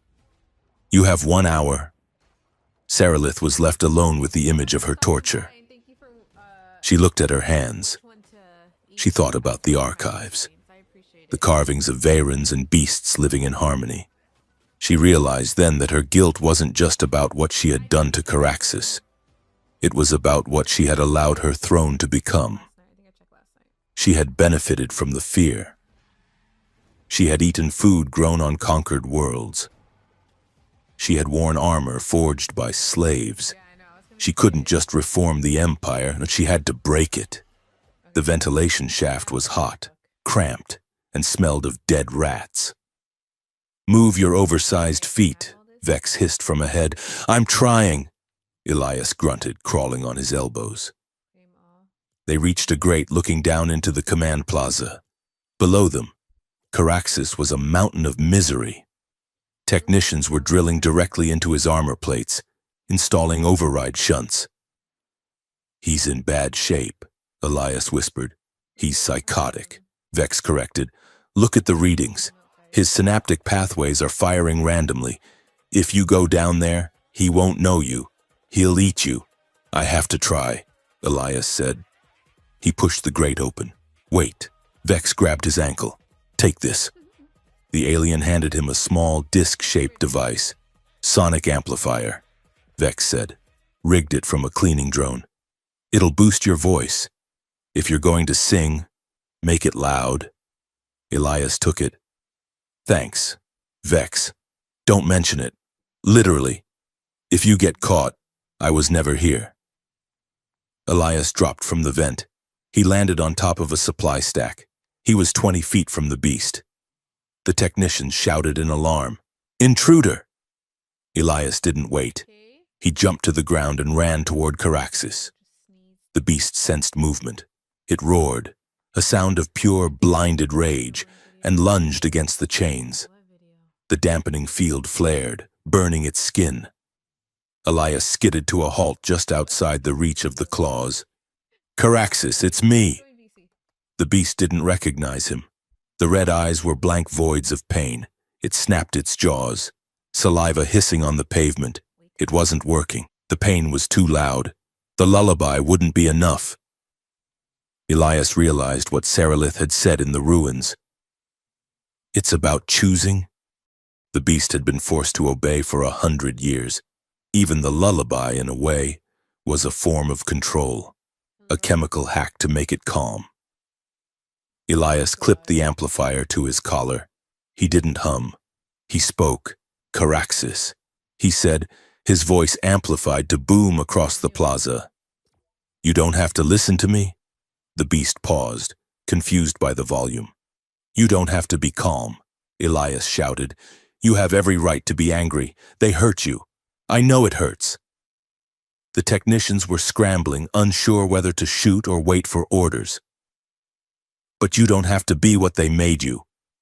Elias walked forward, stepping into the danger zone. "You are not a weapon.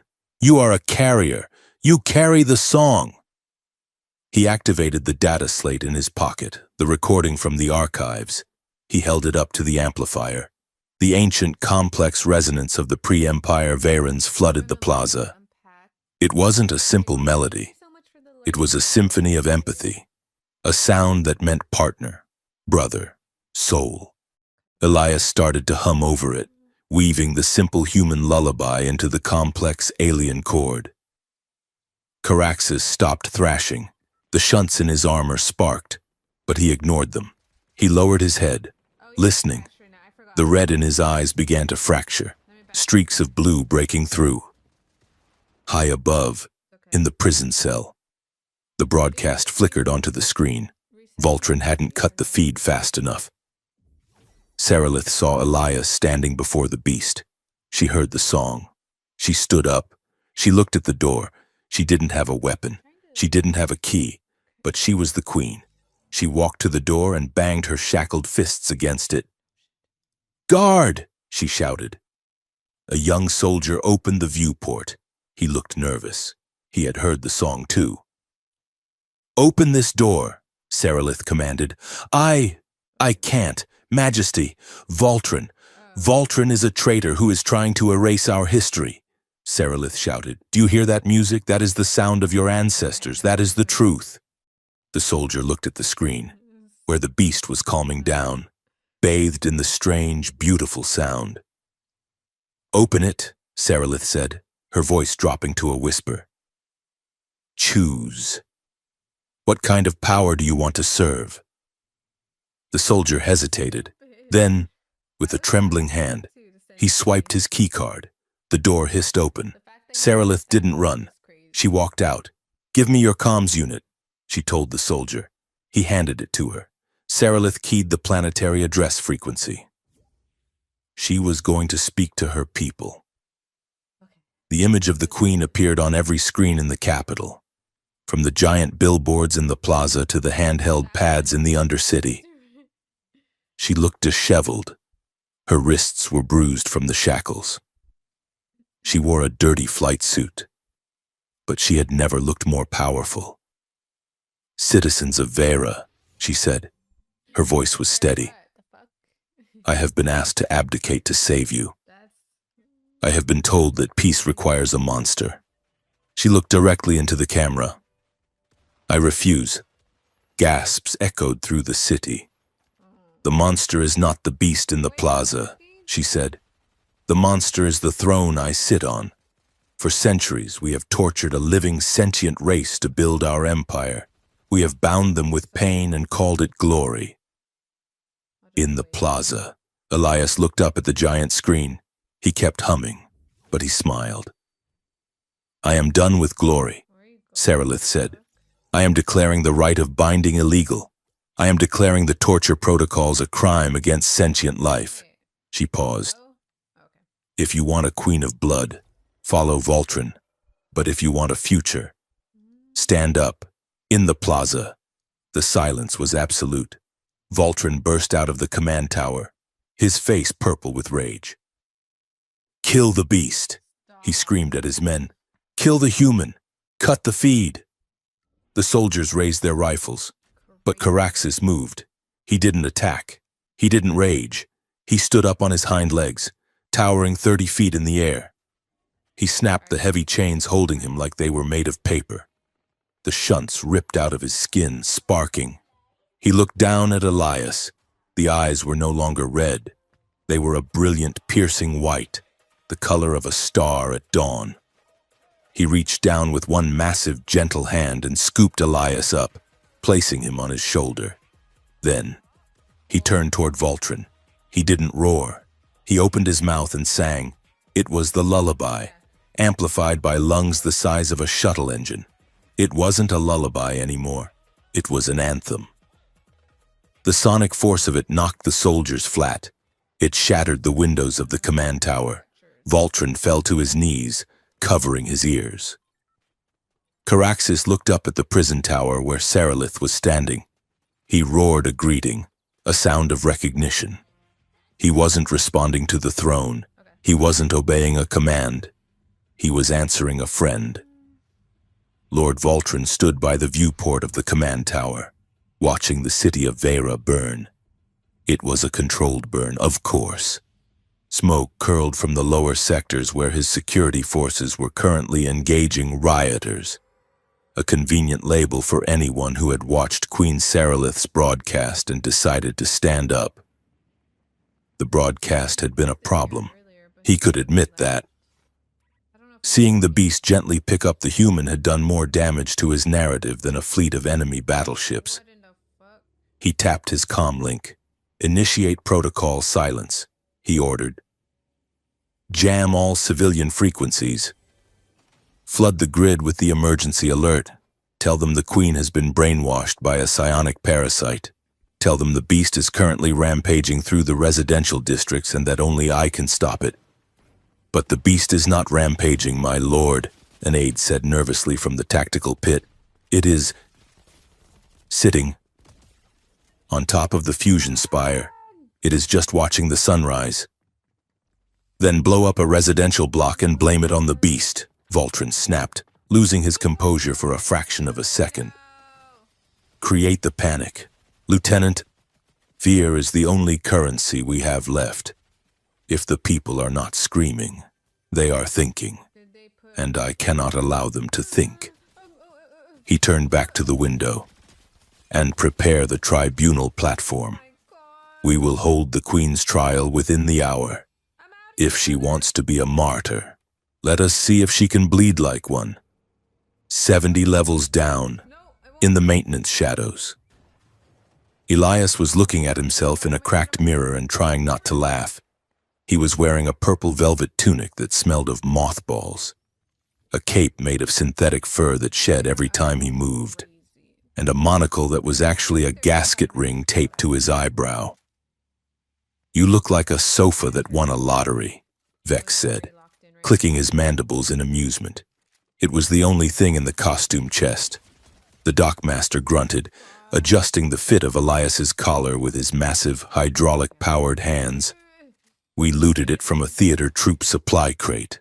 I feel ridiculous," Elias said, batting a piece of synthetic fur out of his mouth. "Are you sure this is the only way onto the platform?"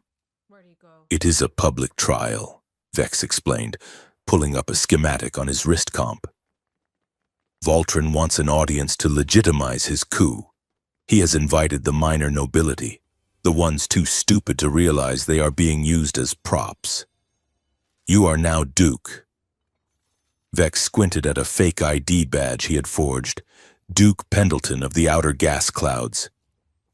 "That is not a real place," Elias said. "These are not real nobles," Vex countered. "They are sycophants.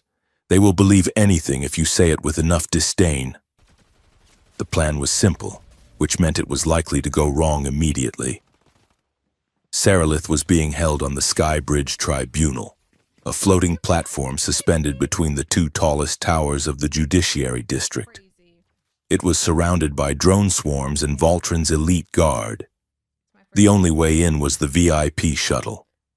The only way out was a high-speed gravity chute that Vex had rigged to reverse polarity. "We get in," Elias said, rehearsing. Right? "We grab the queen, we jump down the chute, we hope we don't turn into jelly at the bottom, and try to speak Veyron with a high-core accent," Are you working? the dockmaster advised. College? "You sound too human." Do you want to Elias stay? cleared his throat. He tilted his chin up. "Greetings, peasants," he said, forcing his voice into a nasal, elongating drawl. "I require appetizers." Vex stared at him. "That was the worst thing I have ever heard," the alien engineer said. "It was perfect. Let's go." The tribunal platform was a spectacle of intimidation. The wind whipped across the open deck, 2,000 feet above the streets. At the center stood a containment field, and inside it, Sarilith. She was still in her dirty flight suit, standing tall, refusing to look at the jeering crowd of loyalist nobles who filled the observation stands. Just got home from the gym. So Voltron stood at a podium, his voice amplified to boom across the city. "We are gathered to witness the tragedy of a mind lost," Voltron announced, gesturing to Sarilith. "Our queen has fallen prey to the seduction of chaos. She would tear down our walls and let the galaxy run rampant over our traditions." Elias stepped off the VIP shuttle, flanked by Vex, who was disguised as a servant drone in a bulky metal shell. "Ticket?" the guard at the gate asked, scanning Elias with a suspicious eye. Elias adjusted his monocle. He looked at the guard as if the man were a stain on a rug. "Ticket?" Elias scoffed, channeling every bad period drama he had ever watched. "Do you know who I am? I am Duke Pendleton. I own 3 moons and a nebula. If you ask me for a ticket again, I shall buy your family and have them reassigned to a sewage processing plant." The guard blinked. The sheer absurdity of the threat and the aggressive purple of the outfit seemed to short-circuit his protocol. "Apologies." "Your Grace," the guard mumbled, stepping aside. Elias swept past him, his cape shedding a cloud of fake fur. I don't know. "That was terrifying," Elias whispered to Vex. He had a "Keep moving," Vex hissed from inside his robot shell. "The signal jammer is almost in range." They pushed through the crowd. The nobles were cheering as Voltron listed Sarilith's crimes. "Treason!" A woman in a diamond headdress shouted. "Heretic!" a man yelled. Elias felt a cold rage building in his chest. These people didn't care about the truth. They just wanted to be safe, and they wanted someone to blame for their fear. They reached the edge of the containment circle. Voltron was winding up for his finale. Therefore, the council stripped Sarilith of the blood right. Voltron roared, and we sentence her to indefinite rehabilitation in the silent ward. The crowd roared. The containment field began to shrink, pressing in on Sarilith. Now! Vex shouted. The engineer triggered the jammer. A pulse of electromagnetic static blasted outward. The containment field flickered and died. The drone swarm circling the platform went haywire, two of them crashing into each other in a shower of sparks. Elias vaulted the railing. He tore off the purple cape and threw it at a guard's face. "Sarilith!" he shouted. Sarilith didn't need to be told twice. As the field dropped, she lunged at the nearest guard. She didn't have a weapon, so she used momentum. She grabbed the guard's rifle barrel, used his own weight to flip him, and cracked the butt of the rifle across his helmet. She spun around, leveling the weapon just as Elias slid to a halt beside her. "Nice outfit," she said, eyeing his velvet tunic. "I'm a duke," Elias panted, drawing his pistol. "We have to go. The chute!" Voltron was screaming orders from the podium. "Kill them!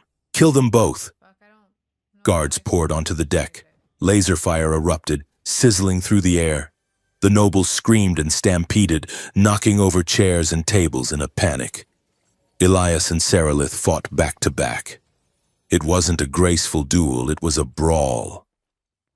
Sarilith fired with precision, taking out knee joints and weapon hands, while Elias provided suppressing fire, aiming for the sensors on the confused drones. They backed toward the gravity chute.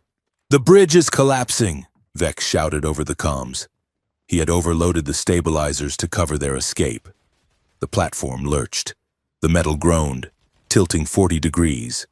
A noble slid past them, screaming, clutching a plate of hors d'oeuvres. Dude, that shit sounds so Sarilith grabbed Elias's hand. "Jump!" she yelled. They leaped into the open shaft of the gravity chute. Usually, a gravity chute gently lowered passengers to the ground. I don't know. Vex had rigged this one to act like a rail gun in reverse. They plummeted, the air screaming past them until the safety brakes kicked in at the last second with bone-jarring force. They tumbled out onto a landing pad in the mid-levels, gasping and bruised.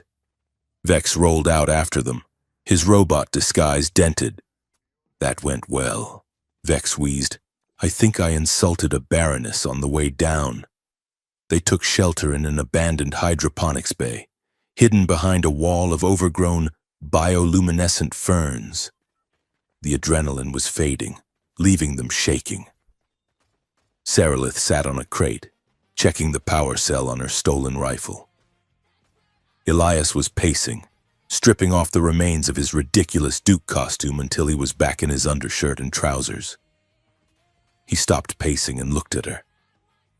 She had a cut on her cheek. Her hair was a mess of white tangles. She looked wild and dangerous and beautiful. "You came back," she said softly. "I couldn't let them put you in a box," Elias said. He walked over to her. He didn't ask permission this time. He cupped her face in his hands, his thumbs brushing away the soot and blood. "You are insane," Sarilith whispered, leaning into his touch. "Impersonating a noble? With that accent? It worked, didn't it?" Elias grinned weakly. Sarilith's expression sobered. She covered his hands with hers. "Elias," she said, us, it cannot last." Elias went still. "Whatever happens next," she said, her voice trembling slightly. "Even if we win, I am a queen. You are a salvage tech." Elias finished. "A hero," Sarilith corrected him fiercely. "But the court will never accept it. They will say I am compromised. They will say you are a weakness. They will tear you apart to get to me." "I don't care about the court," Elias said. I do, Sarilith said, not for myself, but because if I lose the throne, Voltron wins, and if Voltron wins, the torture starts again. She looked down. I cannot keep you as a secret, Elias. It is dangerous for you. And I can't be a secret, Elias said, his voice hard. Nothing. I won't be the mistress in the tower. Sarilith. I won't be the dirty little roomer you visit when the lights go out. He pulled his hands away. The loss of contact felt cold. So what are we doing? Elias asked. I don't know, Sarilith admitted. She looked defeated. Before Elias could answer, Vex's scanner beeped urgently from the corner. Hey, lovebirds. Vex interrupted. We have a problem bigger than your relationship status. Look at this. He projected a hologram from his datapad. It showed a stream of encrypted communications originating from Voltron's private server. I was digging through the data dump you broadcast, Vex said, trying to find his bank accounts. Instead, I found his pen pal. The hologram resolved into a symbol, a jagged red star, the Kyrian Dominion. Sarilith breathed. The rival empire. Voltron has been feeding them royal tech specs for 5 years, Vex said. Shield frequencies, hyperdrive schematics. And in exchange for what? Elias asked. Vex pointed to the long-range sensors. That. The sensor map showed the edge of the Veyron system. Space was warping. Dozens of massive red signatures were appearing. A fleet, Sarilith said, her face draining of color. An invasion fleet. They aren't here to invade, Vex corrected. They are broadcasting a peacekeeping mandate. They claim they are here to stabilize the sector because the Veyron government has collapsed. Voltron sold us out, Sarilith realized. He creates the chaos. He invites the Kyrians in to fix it. They install him as a puppet ruler. And they get our tech. And they get Caraxes. Elias added, No, Sarilith said. The Kyrians don't use bioweapons. They consider them unclean. If they take the planet, they will kill the beast. Elias finished. The realization hung in the air. This wasn't just a coup anymore. It was an extinction event. Sarilith stood up. She picked up the rifle. She checked the charge again. We have to stop them. How? Elias asked. We are 3 people in a greenhouse. Voltron has the army. The Kyrians have a fleet. We have the truth, Sarilith said. And we have the loudest voice on the planet. She looked at Elias. Where is Caraxes? The sun was setting, casting long, bloody shadows across the capital. The Kyrian fleet was visible now, stars that moved, hanging low in the orbit, waiting for the signal to land. Voltron was in his bunker, watching the approach. He smiled. Let the queen play her games. The checkmate had already happened. But then, the air changed. It wasn't a sound at first. It was a vibration. The glass in Voltron's bunker rattled. The water in his glass rippled in concentric circles. He looked at the monitors. On the roof of the fusion spire, the highest point in the city, something was happening. Sarilith and Elias stood on the edge of the precipice. The wind whipped at their clothes. Below them, the city was a canyon of light and fear. Above them, the Kyrian ships loomed like vultures. Behind them, Caraxes waited. The beast had climbed the tower. He was perched on the spire, his claws dug into the metal. He was not chained. He was not armored. He was naked in his power, a creature of muscle and starlight. Sarilith walked to the edge. She held a microphone that Vex had rigged to tap into the planetary emergency broadcast system. People of Vera, she said. Her voice echoed from every speaker in the city. It echoed in the helmets of the soldiers. It echoed on the bridges of the Kyrian ships. Look up. She gestured to the beast. You have been told this is a monster, she said. You have been told it must be bound or it will destroy you. She looked at Elias. Show them. Elias stepped forward. Oh yeah. He was terrified. Book. If this didn't work, the fleet would open fire. If this didn't work, the beast might panic and knock them off the roof. Oh. He closed his eyes. He thought of his mother. Where? He thought of the ruins. Party this. He thought of Saralith's hand in his. He started to hum. Da-da-dum. It was the simple, three-note melody. But this time, he let it carry everything he felt. Oh. The fear. The hope. The love for the woman standing next to him. Caraxes lowered his massive head. He closed his eyes. And then, Fuck. he answered. It wasn't a roar. It wasn't a shriek. Yeah, no. It was a harmony. Not using this. The beast opened his mouth and produced a sound that defied physics. It was a multi-tonal chord, a resonance that matched Elias's pitch perfectly but added a depth that shook the bones.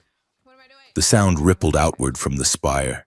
It was visible, a wave of shimmering distortion in the air. As the sound hit the city, the lights flickered. Yes, The maybe. street lamps pulsed in time with the melody.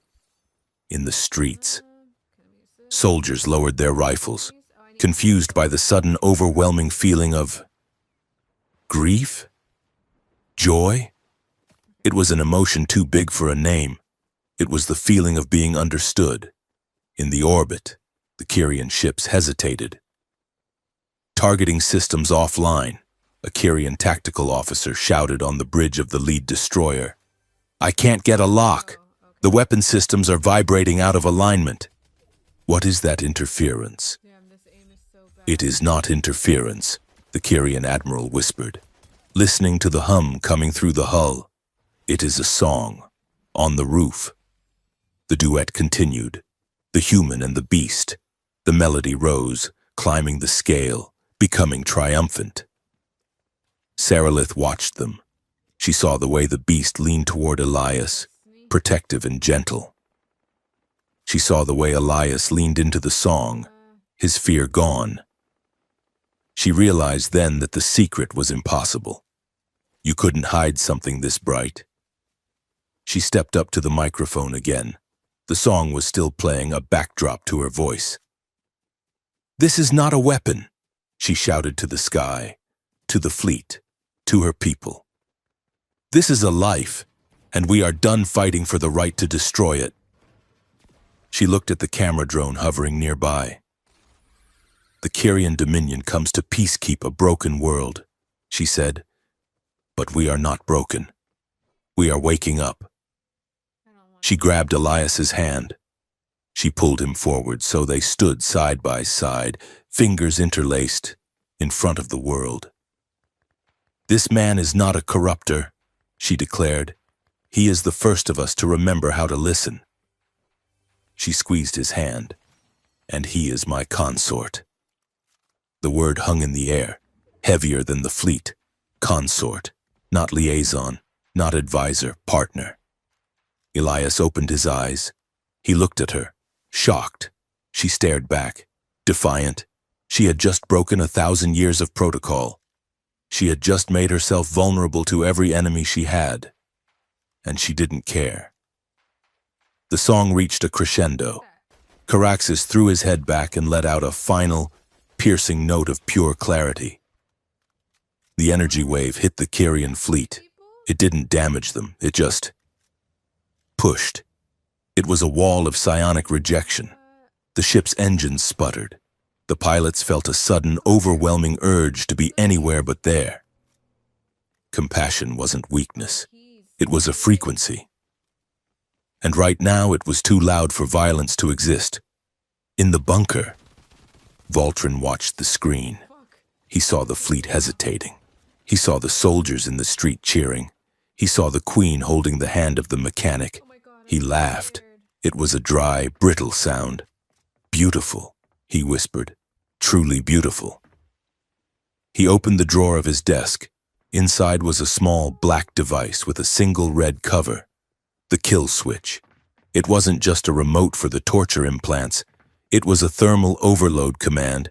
It would turn the nuclear battery inside Caraxes's chest into a bomb. It would vaporize the beast, the queen, the mechanic, and half the capital city. If I cannot rule it, Voltron whispered, his finger hovering over the button. Then no one will live on it. He smiled, the smile of a man who knows the end of the story. He flipped the red cover open. The victory on the rooftop lasted for exactly 12 seconds.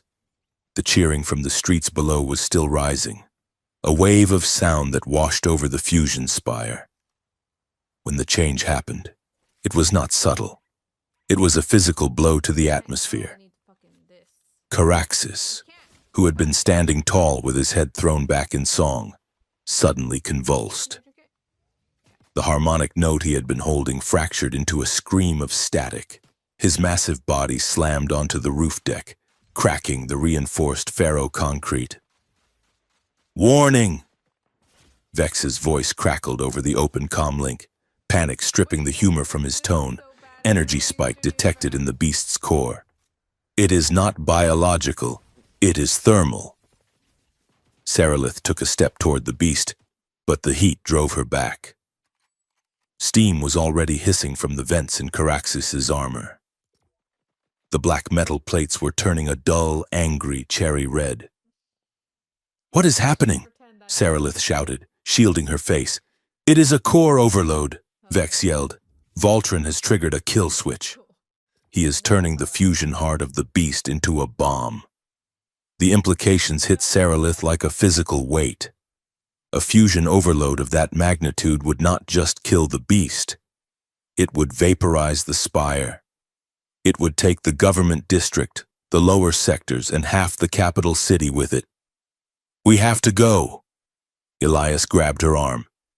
"We have to get to the chute." Sarilith looked at the chute.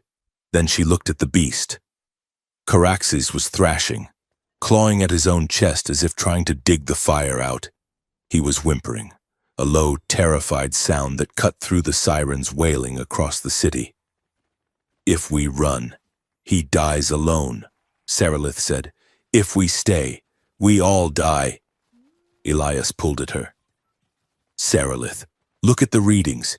He is going to detonate in 3 minutes. On the massive screens surrounding the plaza, the emergency broadcast system had been hijacked again." Voltron's face appeared, distorted and triumphant. "Citizens of Vera," the war minister's voice boomed.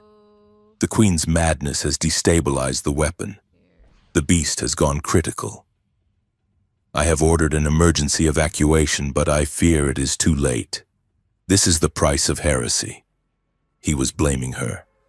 He was going to burn her city and use the ashes to build his throne. Sarilith looked at Elias. The wind whipped her hair across her face. "I can command him," she whispered. "The royal override codes still work on the suicide protocols. I can order him to eject his core." Elias stared at her. "If he ejects the core, he dies instantly," Sarilith said. "But the explosion is contained.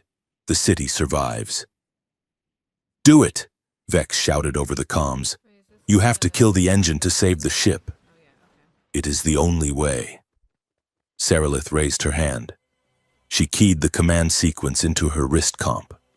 Her finger hovered over the execute key. She looked at Caraxes. The beast was not looking at the city. He was looking at her. His eyes were wide, filled with pain, but also with trust. He was waiting for her to tell him what to do. She was the queen. Her duty was to the many. The logic of the empire was clear. Sacrifice the asset to save the investment. Sarilith lowered her hand.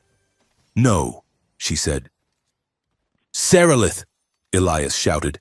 "I will not do it," she said, her voice rising. "I will not start my new reign with a murder.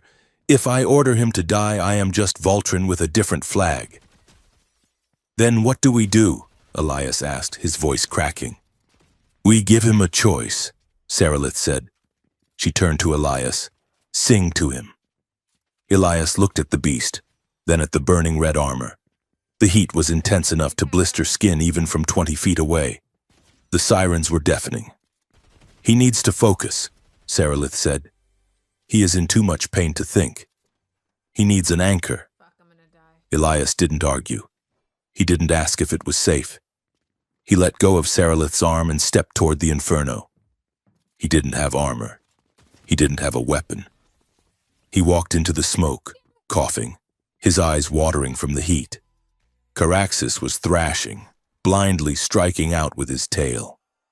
A piece of debris flew past Elias's head, cutting his ear, but he didn't stop. He stopped 5 feet from the beast's snout. The air was shimmering with radiation. Elias took a breath that tasted of ozone and death. He started to hum. It wasn't the loud, defiant anthem he had sung earlier.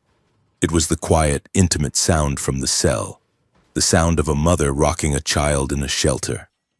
Da-da-dum. The beast screamed, a sound of agony. Elias hummed louder. He put his hands on the burning hot metal of the beast's nose. He smelled his own skin singing, but he didn't pull away.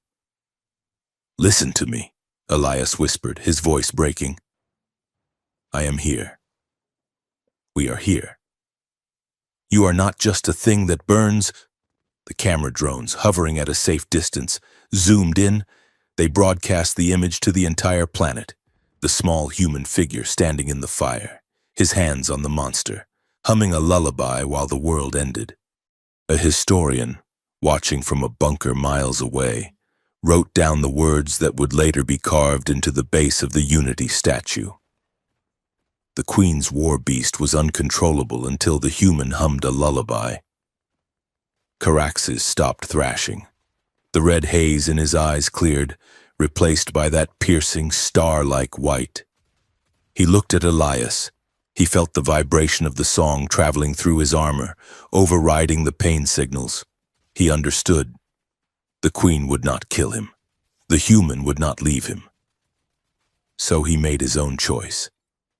Caraxus pulled his head back gently, breaking the contact. He let out a low rumble that sounded like a farewell. Then, he crouched. "No!" Elias realized what he was doing.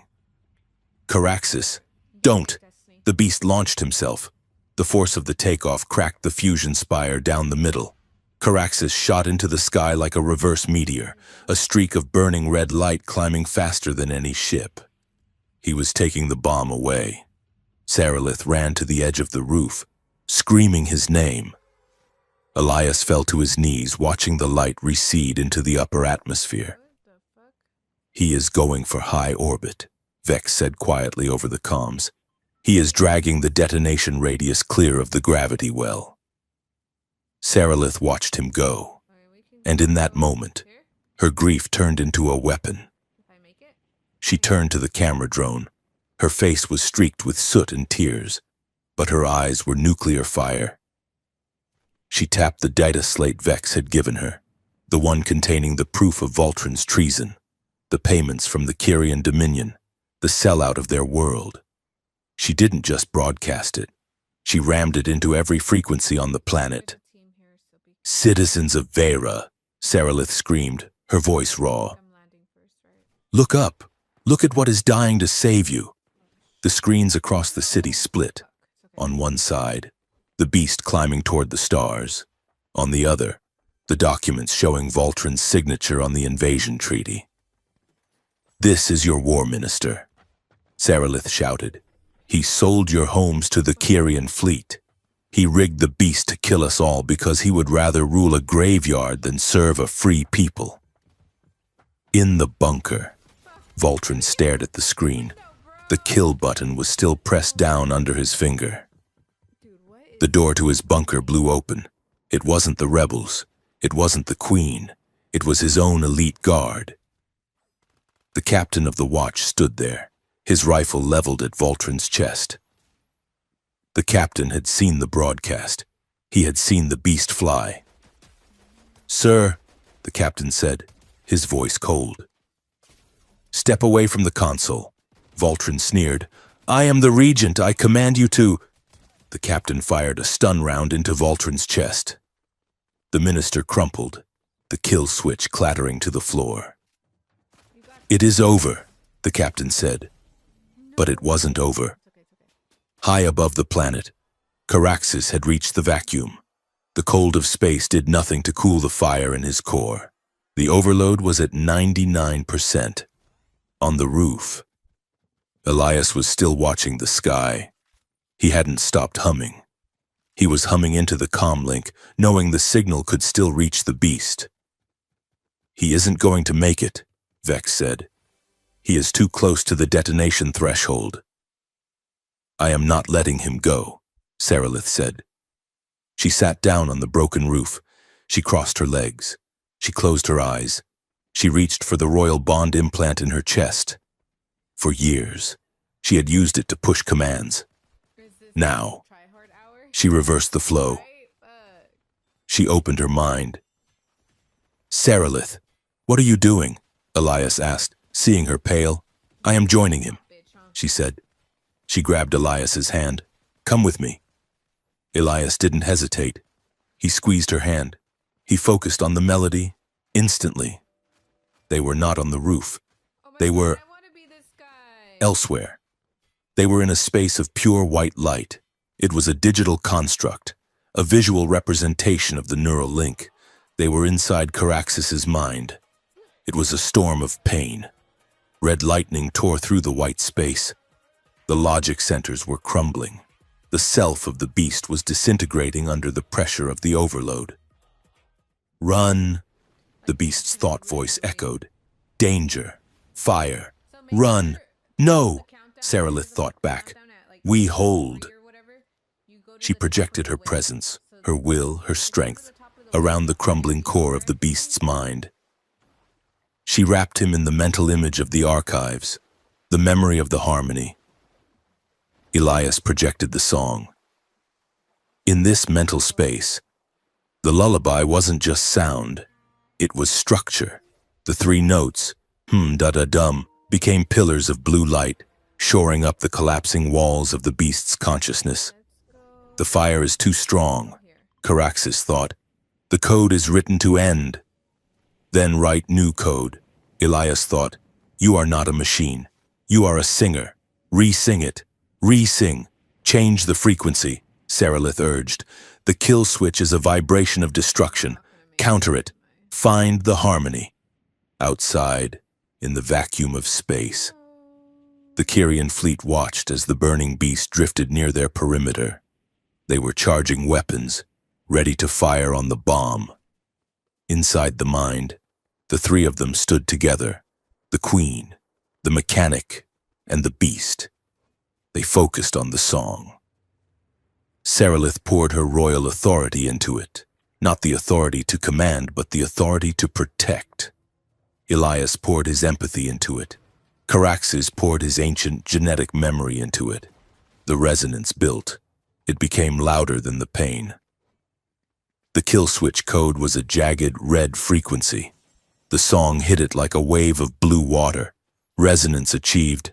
The system voice whispered, reconfiguring neural pathways. Caraxes opened his mouth in the vacuum. There was no air to carry sound, but the energy wave didn't need air. He expelled the overload. It didn't explode inward. He sang it outward. A massive sphere of pure thermal energy was ejected from his core, channeled through his vocal emitters. It blasted out into the void, a blinding flash of violet light that lit up the night side of Vera like a second sun. The shockwave hit the Kyrian fleet. It wasn't kinetic. It was an electromagnetic pulse of immense proportions. The Kyrian ships went dark. Their engines died. Their weapons powered down. Caraxes floated in the silence, his armor cooling from red to black. He was weak. He was drifting. But he was alive. Safe, the beast thought, on the roof. Sarilith and Elias gasped, snapping back to reality. They collapsed against each other, exhausted, their noses bleeding from the strain of the link. They looked up. A new star was twinkling in the sky. It wasn't an explosion. It was a beacon. The weeks that followed were a blur of dismantling and rebuilding. With Voltron in chains and the Kyrian fleet retreating, their peacekeeping mission exposed as a fraud and their ships disabled by the EMP, the coup fell apart. The High Council fractured. Those who had supported Voltron fled to the Outer Rim. Those who remained begged for mercy. Sarilith gave them justice instead. She stood in the Great Hall, not wearing the heavy ceremonial armor, but a simple tunic of white and gold. "The torture bond protocols are abolished," she declared. "The Ministry of War is dissolved. We will build a Ministry of Coexistence." It was not a popular decision. The noble houses grumbled. They whispered that she was weak, that she had given up their greatest weapon. But then they looked at the sky. Caraxes was not in a cage. He was not chained to a platform. He was circling the planet in a low, steady orbit. He had refused to come down to the containment hangar. He slept in the upper atmosphere, eating solar radiation and excess static charge. He was a guardian, not a prisoner. And whenever a ship approached Vera with hostile intent, Caraxes would sing.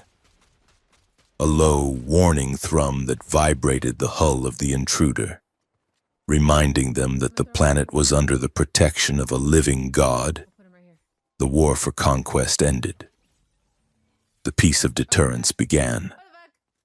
6 months later, the private garden of the Royal Spire was the only place in the capital where the cameras were not allowed. It was a small sanctuary of high-altitude flora, wind-twisted trees, and silence. Elias sat on a stone bench, looking out at the sunset.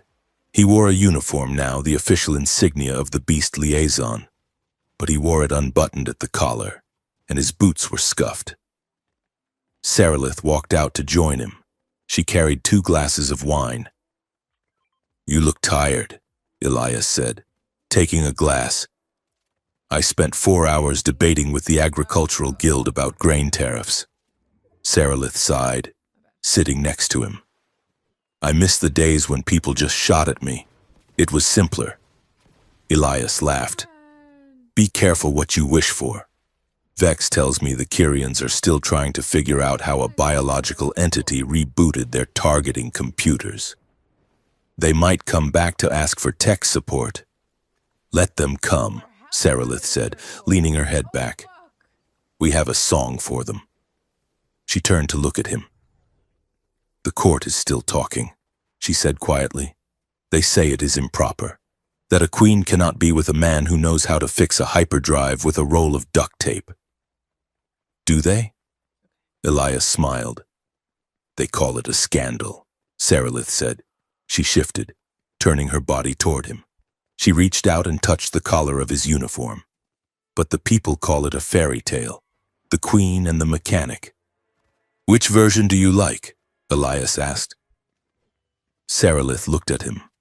Her eyes, once so cold and guarded, were warm.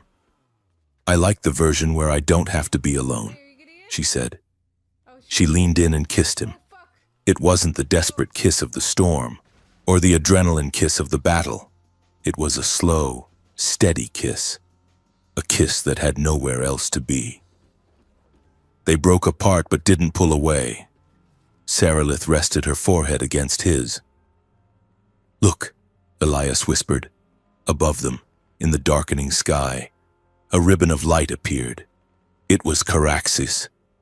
The beast was descending from the upper atmosphere for his evening pass. His bioluminescent vents were glowing, green and blue and violet, trailing light like a living aurora borealis. He circled the spire, a massive, silent shadow against the stars. As he passed the garden, he let out a sound. It was soft, barely a rumble, a greeting. Elias closed his eyes and hummed the response. Dum. Sarilith smiled against his skin.